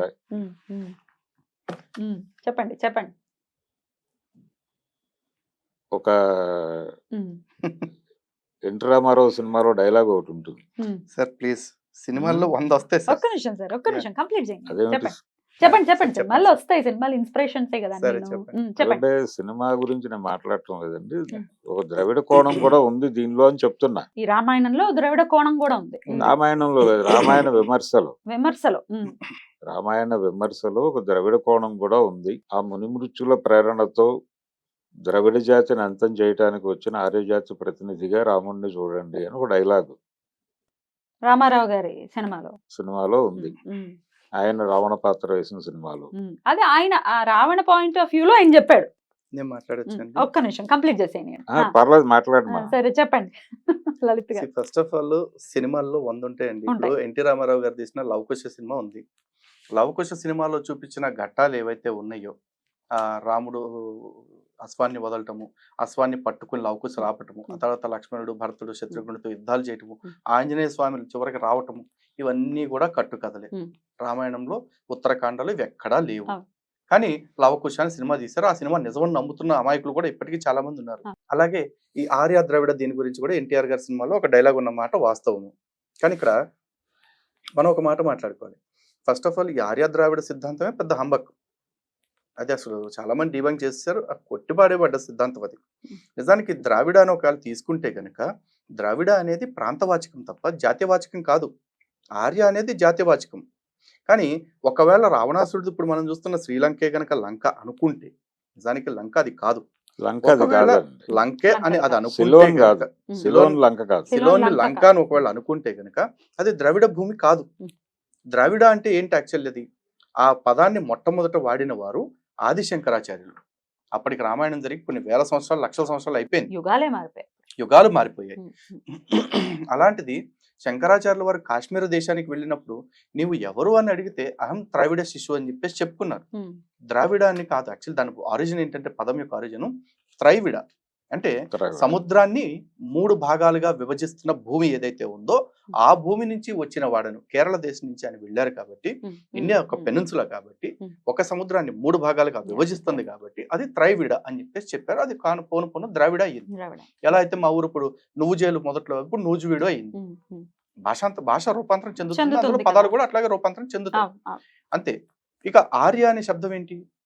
ఒకవేళ ఉత్తర భారతదేశంలో ఉండేదే ఆర్య శబ్దము అయితే కనుక వేదంలో చాలా క్లియర్ గా ఉంది, కురుణ్వంతో విశ్వం ఆర్యాం అని చెప్పేసి. అంటే ఈ విశ్వం అంతటినీ కూడా ఆర్యవంతంగా చేద్దాము అని చెప్పేసి. ఆర్య అంటే ఏంటి? శ్రేష్టమైన వ్యక్తి. ఈ విశ్వంలో ఉండే అందరూ కూడా శ్రేష్టమైన వ్యక్తులుగా ఉండేలా చేయటమే వేదం యొక్క లక్ష్యం. వేదం కూడా చెప్తుంది అదే. వేదం కోరుకోమని ఏం చెప్తుంది? భగవంతుని భద్రం కర్ణే శృణుయామ దేవాహ భద్రం పశ్యే మాక్ష విరేజత్ర అని చెప్పేసి చెప్తుంది. అంటే మా చెవులు ఎప్పుడు మంచే వినాలి, మా కళ్ళు ఎప్పుడు మంచే చూడాలి, మాకు దేవతలందరూ మాకు సహకరించాలి, ఇలాగే అడుగుతుంది. మేము చెడు చూడాలి, లేకపోతే పొద్దున్న లేసి వరం చూసినట్టు 4 మూవీస్ చూడాలి, పొద్దుగుకిన తర్వాత ఓడక దాగాలి, ఇట్లా దిక్కుమాల పనులు చేయమని మా వేదం చెప్పట్లేదు కదా. ఇది ఆర్యవంతుల లక్షణము. ఆర్యులు అంటే వాళ్ళే. ఒకవేళ వీళ్ళు చెప్తున్న సిద్ధాంతం ప్రకారం ఆర్యులు అంటే తెల్లగుండేవాళ్ళు, ద్రావిడులు అంటే నల్లగుండేవాళ్ళు అయితే కనుక మరి రాముడు కూడా నలుపే. నల్లగానే ఉన్నాడు. రాముడు నీలమేఘ నీలమేఘశ్యాముడు. డెఫినెట్లీ ఆర్యుల్లాగా తెల్లగా నిగనగలాడుతూ మెరిసిపోతా లేడు కదా ఆయన. లేడు. లేదు, వాళ్ళ మిగతా ముగ్గురు అన్నదమ్ములకు కూడా కాదు కదా ఆయన. అవును, మరి నల్లగా. వర్ణం దానిలో శరీర కూడా వర్ణాలను బట్టి కూడా అది conspiracy కాదు. ఉమ్. కాన్స్పిరసీలు ఏం లేవు సార్. వాల్మీకి రామాయణంలో రాముడు ఎలా చెప్పారో వాల్మీకి రామాయణం మాత్రమే ప్రమాణం. ఎందుకంటే ప్రమాణం అదే. వాల్మీకి రామాయణాన్ని అయిపోయిన తర్వాత రాయలా, ఆయన దర్శిస్తూ రాశారు దివ్య దృష్టితో జరుగుతున్న ప్రతిదీ కూడా. కాబట్టి ఆయనదే ప్రమాణం. ఆ తర్వాత వచ్చిన కుక్కముతు పిందలు రాసిన ప్రతిదీ రామాయణం పట్టుకొచ్చి ఇదే రామాయణం అంటే దాన్నంతా మేము పట్టించుకోవాలి. ప్రమాణం కానే కాదు నేను దాన్ని అసలు మనం దాని గురించి చెప్పట్లేదు. Right right. అయితే ఇంకో మాట, ఉమ్. మీరు ఒక మాట అన్నారు, రాముడు వనాల్లోకి నిధుల కోసమే వెళ్ళాడు. రాముడు వనాల్లో నిధుల కోసం వెళ్ళాలంటే రాజ్యాన్ని వదిలిపెట్టేసి నారబట్టలు కట్టుకుని వెళ్ళాల్సిన అవసరం లేదండి. ఏం అవసరం అంతా ఉంది? అయిపోయిన ఆయనకే తర్వాత గెలిచిన తర్వాత లంకను కూడా ఆపి స్వర్ణమయ లంక నమే లక్ష్మణ రోచితే జన్మి విభీషణుడికి జన్మభూమి ఇచ్చాడు కదా. స్వర్గాదపి గరియేసి అని చెప్పేసి Yeah, yeah. బంగారము వజ్రాలు వైడూర్యాలు పొదిగిందైనా పొదిగిన. సరే నాకు ఈ లంకతో పని లేదురా బాబు, నేను విభీషణ్కి అర్జెంట్ గా ఇచ్చేసాడు. మా ఇంటికి వెళ్ళాలి, మా తల్లిని చూడాలి, నా జన్మభూమిలో కాలు పంపాలి అని చెప్పేసి అనుకుని ఆయన వెళ్ళిపోయాడు. ఆయన అక్కడి చివరికి నుంచి తీసుకెళ్ళింది ఓన్లీ పుష్పక పుష్పక విమానం. అది కూడా పుష్పక విమానం వాళ్ళని దింపి మళ్ళీ వెనక్కి మళ్ళీ వచ్చేసి. పంపించేశారు. ఉమ్. ఇదే చెప్తున్నారు ఉమ్. రామాయణంలో. అసలు ఒక మాట రావణుడిని చెప్తున్నారు. కొల్లగొట్టడం ఏంటి? రావణాసురుడే కొల్లగొట్టాడు కుబేరుడి నుంచి. ఒకవేళ ఆయన రాముడు గనక అన్నగారిని. నిజంగా సొమ్ముకు ఆశపడేవాడైతే గనక రాముణ్ణి విభీషణుడు అడుగుతాడు, ఇంత గెలిచింది పట్టాభిషేకం నువ్వు కదా చేయించుకోవాల్సింది, నాకు చేయడం ఏంటి రామా అని చెప్పి అడుగుతాడు. నిన్ను రాజుని చేస్తానని చేశాను, నేను యుద్ధం చేసింది నా సీత కోసం తప్ప నా రాజ్యం కోసం కాదని చెప్పారు. అంత పెద్ద అశ్వమేధ యాగం చేసిన రాముడు, భూప్రపంచం మొత్తాన్ని జయించిన రాముడు ఇంత లంక దగ్గరికి వెళ్ళి దోచుకొస్తానికి రాజ్యాన్ని విడిచి 14 సంవత్సరాలు అడవుల్లో తిప్పలు పడలేదు. లేదు, అప్పటికి ఇంకా అశ్వమేధం లేదులేండి. ముందు అప్పటికి అశ్వమేధం లేదండి, కానీ అంత శక్తియుక్తులు కలిగిన రాముడు ఒక చిన్న లంకనంటే ఎత్తుక్కుంటూ వెళ్ళి యుద్ధం చేసి వస్తాడా సీతమ్మ తల్లిని ఈ లోపు కూడా ఉన్నటువంటి దండకారణ్యం. దండకారణ్యంలో ఉన్నటువంటి సంపదలను మొత్తం కొలగొట్టడానికి అక్కడ ఉన్న వాళ్ళందరినీ కూడా దండకారణ్యంలో దక్షిణాపదాన్ని తమ దండకారణ్యంలో కంట్రోల్లో మీరు పెట్టుకోవడానికి ఉత్తరాపదం నుంచి వచ్చినటువంటి ఒక రాజు చేసిన ప్రయత్నంగా చూడొచ్చేమో. అదే ఇదంతా కూడా ఇది కాన్స్పిరసీ అండి. యాక్చువల్లీ ఇది కాన్స్పిరసీ. ఈ కాన్స్పిరసీని ఈ ఎర్ర ఇంకుతో రాసుకొచ్చారు ఎర్ర పార్టీలకు సంబంధించిన వాళ్ళు, అంతకు మించి ఏం లేదు. కానీ అండ్ ఇంకోటి, రామాయణం ఎందుకు శిరోధార్యం అనే ఒక ప్రశ్న అడిగారు సార్. రామాయణం అనేది ఒక బుక్, ఆ బుక్ ని ఫాలో అవుతున్న వ్యక్తిని చూపిస్తూ మీరందరూ కూడా ఇలాగే ధర్మశాస్త్రాన్ని ఫాలో అవుతూ ఉండాలని చూపించడం కోసం చేశారు అన్నారు. ఒకవేళ అదే కారణం అనుకుందాం కాసేపు, వాట్స్ రాంగ్ అండి? రాముడు తల్లిదండ్రులతో ఎలా ఉండాలి, తమ్ముడితో ఎలా ఉండాలి, భార్యతో ఎలా ఉండాలి, రాజు ప్రజలతో ఎలా ఉండాలి, ప్రజల్ని ఎలా పాలించాలి, దానిలో ఉన్న ప్రమాదం డెమోక్రసీ చెప్తానండి. డెమోక్రసీ అనేది లేని రోజుల్లో కూడా రాచరికంలో కూడా ప్రజాభీష్టానికి ఆలోచిస్తూ ప్రజాభీష్టానికి తల ఒగ్గుతూ పాలించిన ఏకైక రాజు, మొట్టమొదటి రాజు నా రామచంద్రుడు. అందులో మీకు ఏం నొప్పి కనపడింది? మనది అనుకునేది ఎవడన్నా తీసుకెళ్తే ఆ రాజ్యం మొత్తాన్ని తగలబెట్టైనా సరే మనది అనుకున్న దాన్ని కాపాడాలి, మన ఆడబిడ్డ ఆత్మగౌరవాన్ని కాపాడటం అన్నిటికంటే ముఖ్యమైన విషయం అని చెప్పేసి భారత జాతి మొత్తానికి ఓ సందేశం ఇచ్చిన నా రామచంద్రుడు నాకు ఎప్పుడు గొప్పే. ఇందాక అందుకే చెప్పాను, గాంధీ ఏమీ నేర్పలేదని చెప్పేసి. రాముడు ఎంత అద్భుతంగా ఎంత అందంగా నాకు ఇన్ని నేర్పితే అడ్డమైన వాడిని నేను ఆదర్శంగా ఎందుకు పెట్టుకుంటాను? Right sir. ఏంటి సార్ ప్రమాదం ఏముంది ఇందులో? అంటే ఎవరు ఎప్పుడు ఎలా ఉన్నారో వాళ్ళు ఏం చేయాలని ధర్మం చెప్పిందో అలాగే ఉండాలి అని చెప్పటం. అందులో ఏం ప్రమాదం ఉంది? ఆల్రెడీ ప్రిస్క్రైబ్ ఒక టెక్స్ట్ రాసేసి దీని ప్రకారం మీరు ఏదై ఉన్నారో ఇప్పుడు సపోజ్ మీరు బానిసలు అనుకోండి, బానిస ఎలా ఉండాలని రాసి ఉందో అలాగే ఉండాలి మీరు అసలు బానిస అనే పదం మన గ్రంథాల్లో ఎక్కడైనా చూపించండి. నో నేను చెప్తున్నాను ఆహా, అసలు మీరు ఉదాహరణ. ఉదాహరణ బానిసత్వం గురించి చూపించారు, ఇంకా చాలా ఉన్నాయి. ఒక తమ్ముడితో ఎలా ఉండాలో అని చెప్పి ఒక ఉదాహరణగా చెప్పుంటే హిందూ నేను అబ్జెక్షన్ సమాజంలో పెట్టకపోతున్నాను.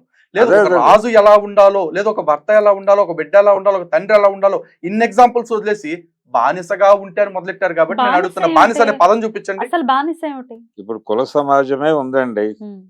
పోనీ ఉంది కుల కదా, ఆ సమాజాన్ని రోజున కూడా చూపించండి, ఉంది కదా. రామాయణంలో కులాన్ని చూపించండి, నాకు రామాయణంలో కులం లేదా? చూపించండి, మీరే చూపించండి. కులం లేదా? లేదు కదా. రాముడు క్షత్రియుడు కాదా? క్షత్రియం అనేది వర్ణం అండి, కులం కాదు. వర్ణము క్షాత్రం అనేది వర్ణం, వర్ణము వర్ణం వేరు, వేరు, కులం కులం వేరు. వేరు. Okay. There ends the matter. అసలు ఏమిటి ప్రమాదం? బానిస ఏమిటో నకిరీతి అని ఒక శ్లోకం వస్తుంది రామాయణంలో. అలా అసలు అక్కడ కాదండి. కిరీటం పెట్టుకొని వాడు, ఎవరికి దానం చేయకుండా మీరు- ఉన్నవాడు, ఎవరికి మీరు- ఫుడ్ పెట్టకుండా ఉన్నవాడు అంటూ ఎవ్వడూ లేడు రామరాజ్యంలో అనేది రామాయణం చెప్తూ ఉంటుంది. సో ఇది స్టార్టింగ్ బానిసలు ఏమిటో అర్థం కాదు. అయోధ్య వర్ణంలోనే చాలా క్లియర్ గా ఉందండి. ఉమ్. ఆ దేశంలో దానం చేద్దామంటే యాచకులు దొరకరు అనేది చాలా చాలా దారుణమైన వివరంగా చెప్తూ చెప్తారు. ఉంటారు. ఏంటి బానిస అర్థం కాలేదు. బానిస అనేది కాదండి, ఉమ్. ఎవరు ఎలా ఉండాలి ఉమ్. అనేది అకార్డింగ్ టు టెక్స్ట్ ఉండాలి అన్నప్పుడు వాట్స్ రాంగ్? ఈ What's రోజు wrong? కాన్స్టిట్యూషన్ అనేది చూపించి దీనికి తగ్గట్టే మీరు నడుచుకోవాలని నేరాలు చెప్తుంటే మనకు చేయకూడదు నచ్చుతుంది. అన్న? నేరాలు చేయకూడదు కదా మరి. మనకి మన ఐపీసీ పంట- సిఆర్పిసి అన్ని Exactly. చూపించి ఇలా ఉండాలి ఇలా ఉండకూడదు అంటే మనకు నచ్చుతుంది. Mm. రామాయణం ప్రకారం రాముడు నడిచి చూపించి, ఒరే ఇదేం ఇంపాసిబుల్ వే కాదు, it is possible way, Yeah. నేను చేసి చూపించాను, ఇలా నడవండి అని చెప్తే మాత్రం అది ప్రమాదకరమైన మాట ఎట్లా ప్రమాదం వాడుతున్నారు. అవుతుంది? ఇబ్బంది అయినప్పుడు వాళ్ళు తిరుగుబాటు చేస్తారు కదా దాని మీద. ఎందుకు ఇబ్బంది పోనీ అవుతుంది అనేది రామాయణంలో ప్రశ్న. అట్లా ఎవరైనా తిరుగుబాటు చేశారా? ఇప్పుడు శంభూకుడిని ఎందుకు చంపాడండి శంభూక రాముడు? ఉమ్. శంభూక వధ ఎలా జరిగిందని చెప్పేసి అంటున్నారు. ఉమ్. శంభూక వధ ఏ రామాయణం నుంచి తీసుకున్నారు నాకు చెప్పండి మీరు. అసలు రామాయణంలో లేదు. శంభుక వధ అయితే వాల్మీకి రామాయణంలో లేదు. శంభూక వధ లేదు, రావణ వధ ఉంది కదా. రావణ వధ ఉంది. రావణ వధ ఉంది. ఉమ్. అంటే ఇప్పుడు తన భార్యను తీసుకెళ్లిపోయిన, తన భార్యని కాదు ఇంకో 27 మంది రాచకన్యల్ని ఎత్తుకెళ్లిపోయి తన మందిరంలో బందీలుగా పెట్టుకున్న వాడిని చంపటం మినహా చేయమంటారు? ఏం చేయాలో మీరు ఏం చెప్పండి. చేయమంటారు? అసలు వాల్మీకి రామాయణంలో చెప్పారండి 27 మందిని ఉందండి, అవును, తీసుకెళ్ళిపోయారని. వాల్మీకి రామాయణమే, 100%. వాల్మీకి రామాయణమే. ఆ, మరి ఏం చేయమంటారు అలా ఆడదాన్ని చెప్పండి. ఈయన తీసుకెళ్ళిపోయిన అలా అమ్మాయిల్ని ఎత్తుకెళ్ళిపోవటం అనేది ఆయన నైజం గా మీరు ఎస్టాబ్లిష్ చేశారా దానిలో? పోనీ 27 మంది కాదండి, సరే మీ మాటకే వస్తాను నేను. ఒక సీతమ్మనే సీతమ్మ. లేదు, ఎత్తుకుపోయాడు, పర్లేదు, నో పక్కవాడి ప్రాబ్లం. భార్యను ఎత్తుకుపోయాడు. సరే సీతమ్మనే చెప్దాం. సీతమ్మనే చెప్తాను, ఓకేనా? చెప్పండి. పక్కవాడి భార్యనే ఎత్తుకుపోయాడు. పోనీ ఇప్పుడు మీరేం చెప్పాలనుకున్నారు? రావణాసురుడు ఎత్తుకుపోవాలా, సీతమ్మ మోసబడి వెళ్ళిపోయిందని చెప్పాలనుకుంటున్నారు? లేదు పోనీ. లేదు, అలా అనుకోవడం లేదు. మరి అలా అనుకున్నప్పుడు ఇలా చెప్పింది ప్లీజ్ అండి, ప్లీజ్ ఆ లేదు. మాట వినడానికి కూడా ఇబ్బందికరమైన నెక్స్ట్ అదే డైలాగ్ మాట. No, no, రాకుండా not ముందే నేను ఆ మాట చెప్తున్నాను. అనుకోను. అది ఆయన అనలేదు, అది మనం అనొద్దు కూడా అసలు ఆ మాట. అది చాలా బాధాకరమైనటువంటి విషయం. సరే ఇప్పుడు ఇంతకీ ఏం చేయమంటారు? ఇట్లా తీసుకెళ్లిపోయిన అంటే వాడిని ఈ వధించక మాట ఎందుకు వాడాను అంటే మొన్న కత్తి పద్మరావు అనే అతను వాడాడండి ఈ పదం, అందుకని చెప్తాను. విన్నా రైట్. ఇంతకీ అసలు అది ఆయన కదా, ఆయన గొడవ కదా. సార్ ఏం చేయమంటారు? ఇట్లా ఆడదాన్ని తీసుకెళ్లిపోతే మరి వధించక ఏం చేయమంటారు? అప్పటికి రాయబారిని పంపించి బాబు మా పంపించేయనంటే వినలేదు. పైగా వచ్చినటువంటి దూతని ఈరోజు ఎంత మహాభారత హింసించారో మనకు ఈ రోజు తెలుసు. మహాభారతం సో, చూసుకున్నా కూడా నేను ఒక రామాయణాన్ని రివ్యూ చేయాలి అనే ఒక నిమిషం ప్రోగ్రామ్ అండి, ఒక అనుకోవడం లేదు. స్త్రీమూర్తికి జరిగిన అన్యాయం కారణంగానే మొత్తం మొదలైంది మహాభారతం అయినా సరే. ఒకవేళ ఈ రెండు కట్టుకథలను సార్ చెప్పాలి అనుకుంటే కూడా ఓకే, లెట్ ఇట్ బి కట్టుకథే, let us take it as a parable. కట్టు. కానీ ఒక సందేశం అయితే మన జాతికి ఇచ్చారుగా. ఉం. అరే నీ జాతి, నీ భారతదేశంలో ఉన్న ఒక స్త్రీని గనక ఎవడైనా అక్రమంగా తీసుకుపోతే నువ్వు ఏమైనా చేయగానే ఆడబిడ్డని కాపాడు అని మాత్రమే చెప్పారు. బట్ పాజిటివ్ నోట్ ఏవైనా లో చేయటం కంటే ముందు కూడా positive దూతను note లో పంపించటం, ఒప్పించటం అన్ని అన్ని అన్ని ప్రయత్నాలు రకాల జరిగాయి. ప్రయత్నాలు జరిగాయి. తమ్ముడు కూడా కానీ చెప్పాడు వద్దు మనం ఇలాంటి ఒకటండి, పనులు చేయదు, పంపించేయ్. సామధాన భేద దండోపాయాలు అన్ని. ఉపయోగించు, కానీ నీ ఆడబిడ్డను నువ్వు రక్షించు ఫస్ట్ అని చెప్పారు కదా. ఆ పాజిటివ్ నోట్ ఇప్పటికి కూడా సార్కి ఎందుకు ఎక్కట్లేదు? ఇస్లాం మీద ఉన్న సాఫ్ట్ కార్నర్ ఈ మంచి విషయాల మీద ఎందుకు ఉండట్లేదు? Sir you are not answering for this sir. Whatever it is, అట్లా ఇది ఒక్కటి చెప్పి మనం ఎండ్ చేద్దాం సార్. అట్లా తీసుకెళ్లిపోయిన వాళ్ళని అసలు వెళ్ళలేదు అనేది ఆయన పాయింట్, అందుకే ఆయన వెళ్ళలేదు. చెప్పలేకపోతున్నారు. వెళ్ళలేదు అంటే అసలు ప్రమాణం సీతమ్మ చెప్పండి. వెళ్ళలేదు అనేది ఆయన పోనీ. పాయింట్ కాబట్టి ఆన్సర్ చేయలేదు. తీసుకువెళ్ళలేదు అనే మాటకు ప్రమాణం చూపిండి. అదే మాయా సీత ఉంది, సీత ఇప్పుడు మాయ, అగ్ని మాయ ప్రవేశం సీత. చేసి- మాయా సీత లేదు వాల్మీకిలో అనేది లేదు కదా. వాల్మీకి రామాయణంలో అథెంటిక్ గా ఉన్న పుస్తకంలో అయితే లేదు. లేదు. ఖచ్చితంగా ఇప్పుడు జుట్టు పట్టి ఈడ్చుకొని వెళ్ళాడు, అందులో డౌట్ లేదు. లంక అనేది ఉం. ఇప్పుడు చెప్తున్న సిలోన్ కాదు ఉం. అని అన్నారు, కరెక్టే. ఉం. అది ఇక్కడిదే. ఇప్పుడు అది ఇర్రెలవెంట్ సార్. ఇప్పుడు మనకి సీతమ్మ తల్లి అలాగే విషయం సీత వ్యవహారం కూడా ఈ సీతమాయ మాయ సీత అనేది అసలు ఆయన తీసుకెళ్ళలేదు అనేది నాకు అనిపించింది. మీకు అనిపించడం సార్ ఇది అప్సెట్ సార్, నిజంగా చెప్తున్నా. ఏది? మీకు అనిపించడం ఏంటండి ప్రాబ్లం? మీరు అలాగే ఉన్న రామాయణాన్ని చదవకుండా దాన్ని అర్థం చేసుకోకుండా శూర్పణఖ నాకు మీద ఎందుకు అనిపించింది దాడి అంటే చేశారు వీళ్ళు? పోస్టర్ శూర్పణఖ మీద దాడి చేయడానికి డెఫినెట్ గా కారణం ఉంది సార్ సినిమా రివ్యూలు కూడా ఇస్తారు కాబట్టి చెప్తున్నాను. Hmm. Sir cinema wall poster చూసే సినిమాకి ఎప్పుడైనా రివ్యూ ఇచ్చారా? అలా ఎప్పుడు లేదండి, నేను ఇవ్వరు. చూడకుండా మాట్లాడాను. చూడకుండా ఎప్పుడు కదా మాట్లాడరు. మరి రామాయణం చదవకుండా మీకు అనిపించింది మాట్లాడటం అలాగే ఉందండి. లేదు లేదు, సినిమా చూడకుండా పోస్టర్ మీరు- చూసి రివ్యూ మీరు- ఇచ్చినంత లేదు, చండాలంగా లేదు. ఉంది. వాల్మీకి రామాయణం చదివారా మీరు? నేను చదివానండి. చదివారు. నేను కొన్ని నా దగ్గర దానికి సంబంధించినటువంటి కొన్ని స్నాప్స్ ఉన్నాయి, నేను పట్టుకొచ్చి శూర్పణఖ మాట్లాడతాను. మీద పోనీ దాడి అట్లీస్ట్ చేయడం అనేది ఇదిగో చాలా సార్. చాలా దీనిలో ఎక్కడ చూపించింది ఇక్కడ ఏది శ్రీమద్ రామాయణం ఉంది. ఎవరు? దీనిలో మీరు ఆయన చూపించండి. ఎవరు? చాగంటి చాగంటి కోటేశ్వరరావు. ఎవరు? కోటేశ్వరరావు ఆయన గారి ప్రవచనాలు. ప్రవచనం. చెప్పండి పోనీ మీరు చూపించండి దీనిలోంచి. వాల్మీకి రామాయణం అంటున్నారు. వాల్మీకి వాల్మీకి రామాయణాన్ని రామాయణాన్ని ప్రవచనం ప్రవచనంగా చేశారు. చెప్పారు వారు.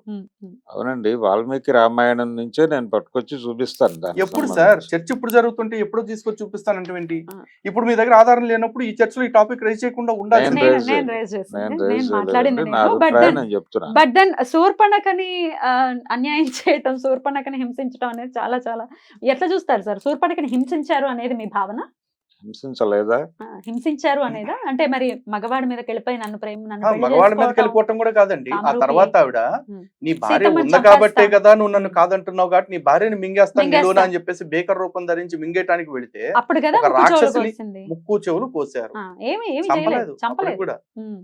దీన్ని ఎట్లా చూస్తారు సార్? అంటే మీరైతే ఇప్పుడు ఎలా వాళ్ళ చూస్తారు? భార్యని మింగేస్తానంటే మింగేసుకో తర్వాత మన ఇద్దరం కలిసి తిరుగుదాం రాముడు అని ఉంటే అప్పుడు రాముడు మంచోడు లేదు అయ్యేవాడు. లేదు లేదు, సార్ మీరేంటి అంటే మరి హింస ఏంటి అక్కడ? అలా కాదు. ఉమ్. మీరు హింస ఏంటంటే ఇప్పుడు ఆయన నాకు ఒక్క నిమిషం. వాల్మీకి రామాయణం చదివి ఉండి కూడా భరద్వాజ్ గారు చెప్తున్న రామాయణం వినాల్సి వస్తుంది చూడండి. అది హింస నాకు. ఎందుకంటే ఒక్క నిమిషం సార్, ఒక్క వాల్మీకి నిమిషం. రామాయణం నిజంగా చూడండి. The Valmiki opinion. మహర్షి దర్శిస్తూ ఉంటే Yeah, yeah. ఇది భరద్వాజ opinion, మహర్షి definitely. రాశారు. Definitely. భరద్వాజ మహర్షి గంటంతో రాశారు. Okay, ఆ okay. పక్కన అంత మంచి పేరు పెట్టుకుని సార్ ఇప్పుడు ఆ వాల్మీకి రామాయణాన్ని వక్రీకరిస్తా ఉంటే మనసుకి చాలా బాధ అనిపిస్తుంది. సరే ఒక్క నిమిషం, ఒపీనియన్ తెలుసుకోవాలి కదా. హింస ఎట్లా సార్? హింస చెప్పండి ఎట్లా అని ఏది? మీ భావన ఏమిటి? దేని మీద? శూర్పణఖని హింసించారు అనేది మీరు ఇప్పుడు ఇప్పుడు చెప్పినటువంటి ఆవిడకి అది రావణుడే అరణంగా ఇచ్చిన దానిలో ఆవిడ పర్మిషన్ లేకుండా ఎంటర్ అయిపోయి వీళ్ళు ఉమ్. అది ఆవిడ ప్రాంతం. ఓకే. ఆవిడ ప్రాంతంలోకి వెళ్ళిపోయి అక్కడ వీళ్ళ పద్ధతిలో వీళ్ళు వ్యవహరించటం, సంచరించటం, ఇవన్నీ చేస్తూనే ఉన్నారు కదా. అంటే రాక్షస వధ అనే దగ్గరే నాకు సమస్య ఉంది రామాయణంలో. నేను దాన్ని వేరే యాంగిల్లో మాట్లాడే ప్రయత్నం చేస్తాను. అది అనవసరంగా కాంట్రవర్సీ అవుతుందండి. నేను ఆ వివాదంలోకి ఇప్పుడు వెళ్ళదలుచుకోవట్లేదు. ఏదేమైనా నాకు రావణ పాత్రని రాక్షసుడిగా మాట్లాడటము, లేకపోతే అది వాంటెడ్ గానే నింద వేశారనేది నేను ఫీల్ అయింది. ఈ పరస్త్రీని పట్టుకెళ్ళిపోయాడు ఆయన అనేది ఒక నింద వేసి, నేను ఇందాక చెప్పినట్టు సద్దాం హుస్సేన్ మీరు చూడండి అసలు ఎంత దారుణంగా ఉందంటే. ఒక్క నిమిషం, ఒక్క complete నిమిషం అండి చేయండి, ప్లీజ్, complete ఒక్క చేయండి. నిమిషం అండి. అదొక్కటి ఐ complete కాంట్ లిసన్ చేయండి. ఆల్ దిస్ షిట్ ఒక్క అండి. నేను ఒక నిమిషం. మాట చెప్తాను. అట్లా కాదు, ఇందాక అట్లా కాదు. రావణాసురుడి విషయంలోనేమో పరస్త్రీని పట్టుకెళ్ళిపోయాడని నిందేశారు అంటున్నారు. ఇప్పుడు రాముడి విషయంలోనేమో పరస్త్రీని పట్టుకోలేదని నిందేస్తున్నారు. ఏం పనులు ఇవి? అదే అన్నిటికీ డ్యూయల్ స్టాండర్డ్స్ అంటే కష్టం కదా. ఇదే ఇప్పుడు ఇక్కడేమో ఆ అమ్మాయి దుర్మార్గంగా వ్యవహరించింది అన్నారు మీరే. అక్కడేమో మరి ఆయనకి ఎందుకు ఇది ఇవ్వరు? ఏది సార్? ఈవిడ Clear గా దుర్మార్గురాలే, రావణుడు దుర్మార్గుడే అనేస్తే అలాగే. వాళ్ళు దుర్మార్గులు కాబట్టి దుర్మార్గులు అంటున్నారు. మరి ఎత్తుకెళ్ళిన వాళ్ళని దుర్మార్గులు అని అనాలి కదా సార్. అట్లా ఒక సెక్షన్ మొత్తాన్ని దుర్మార్గులు అని ముద్రేసేస్తే అలాగే.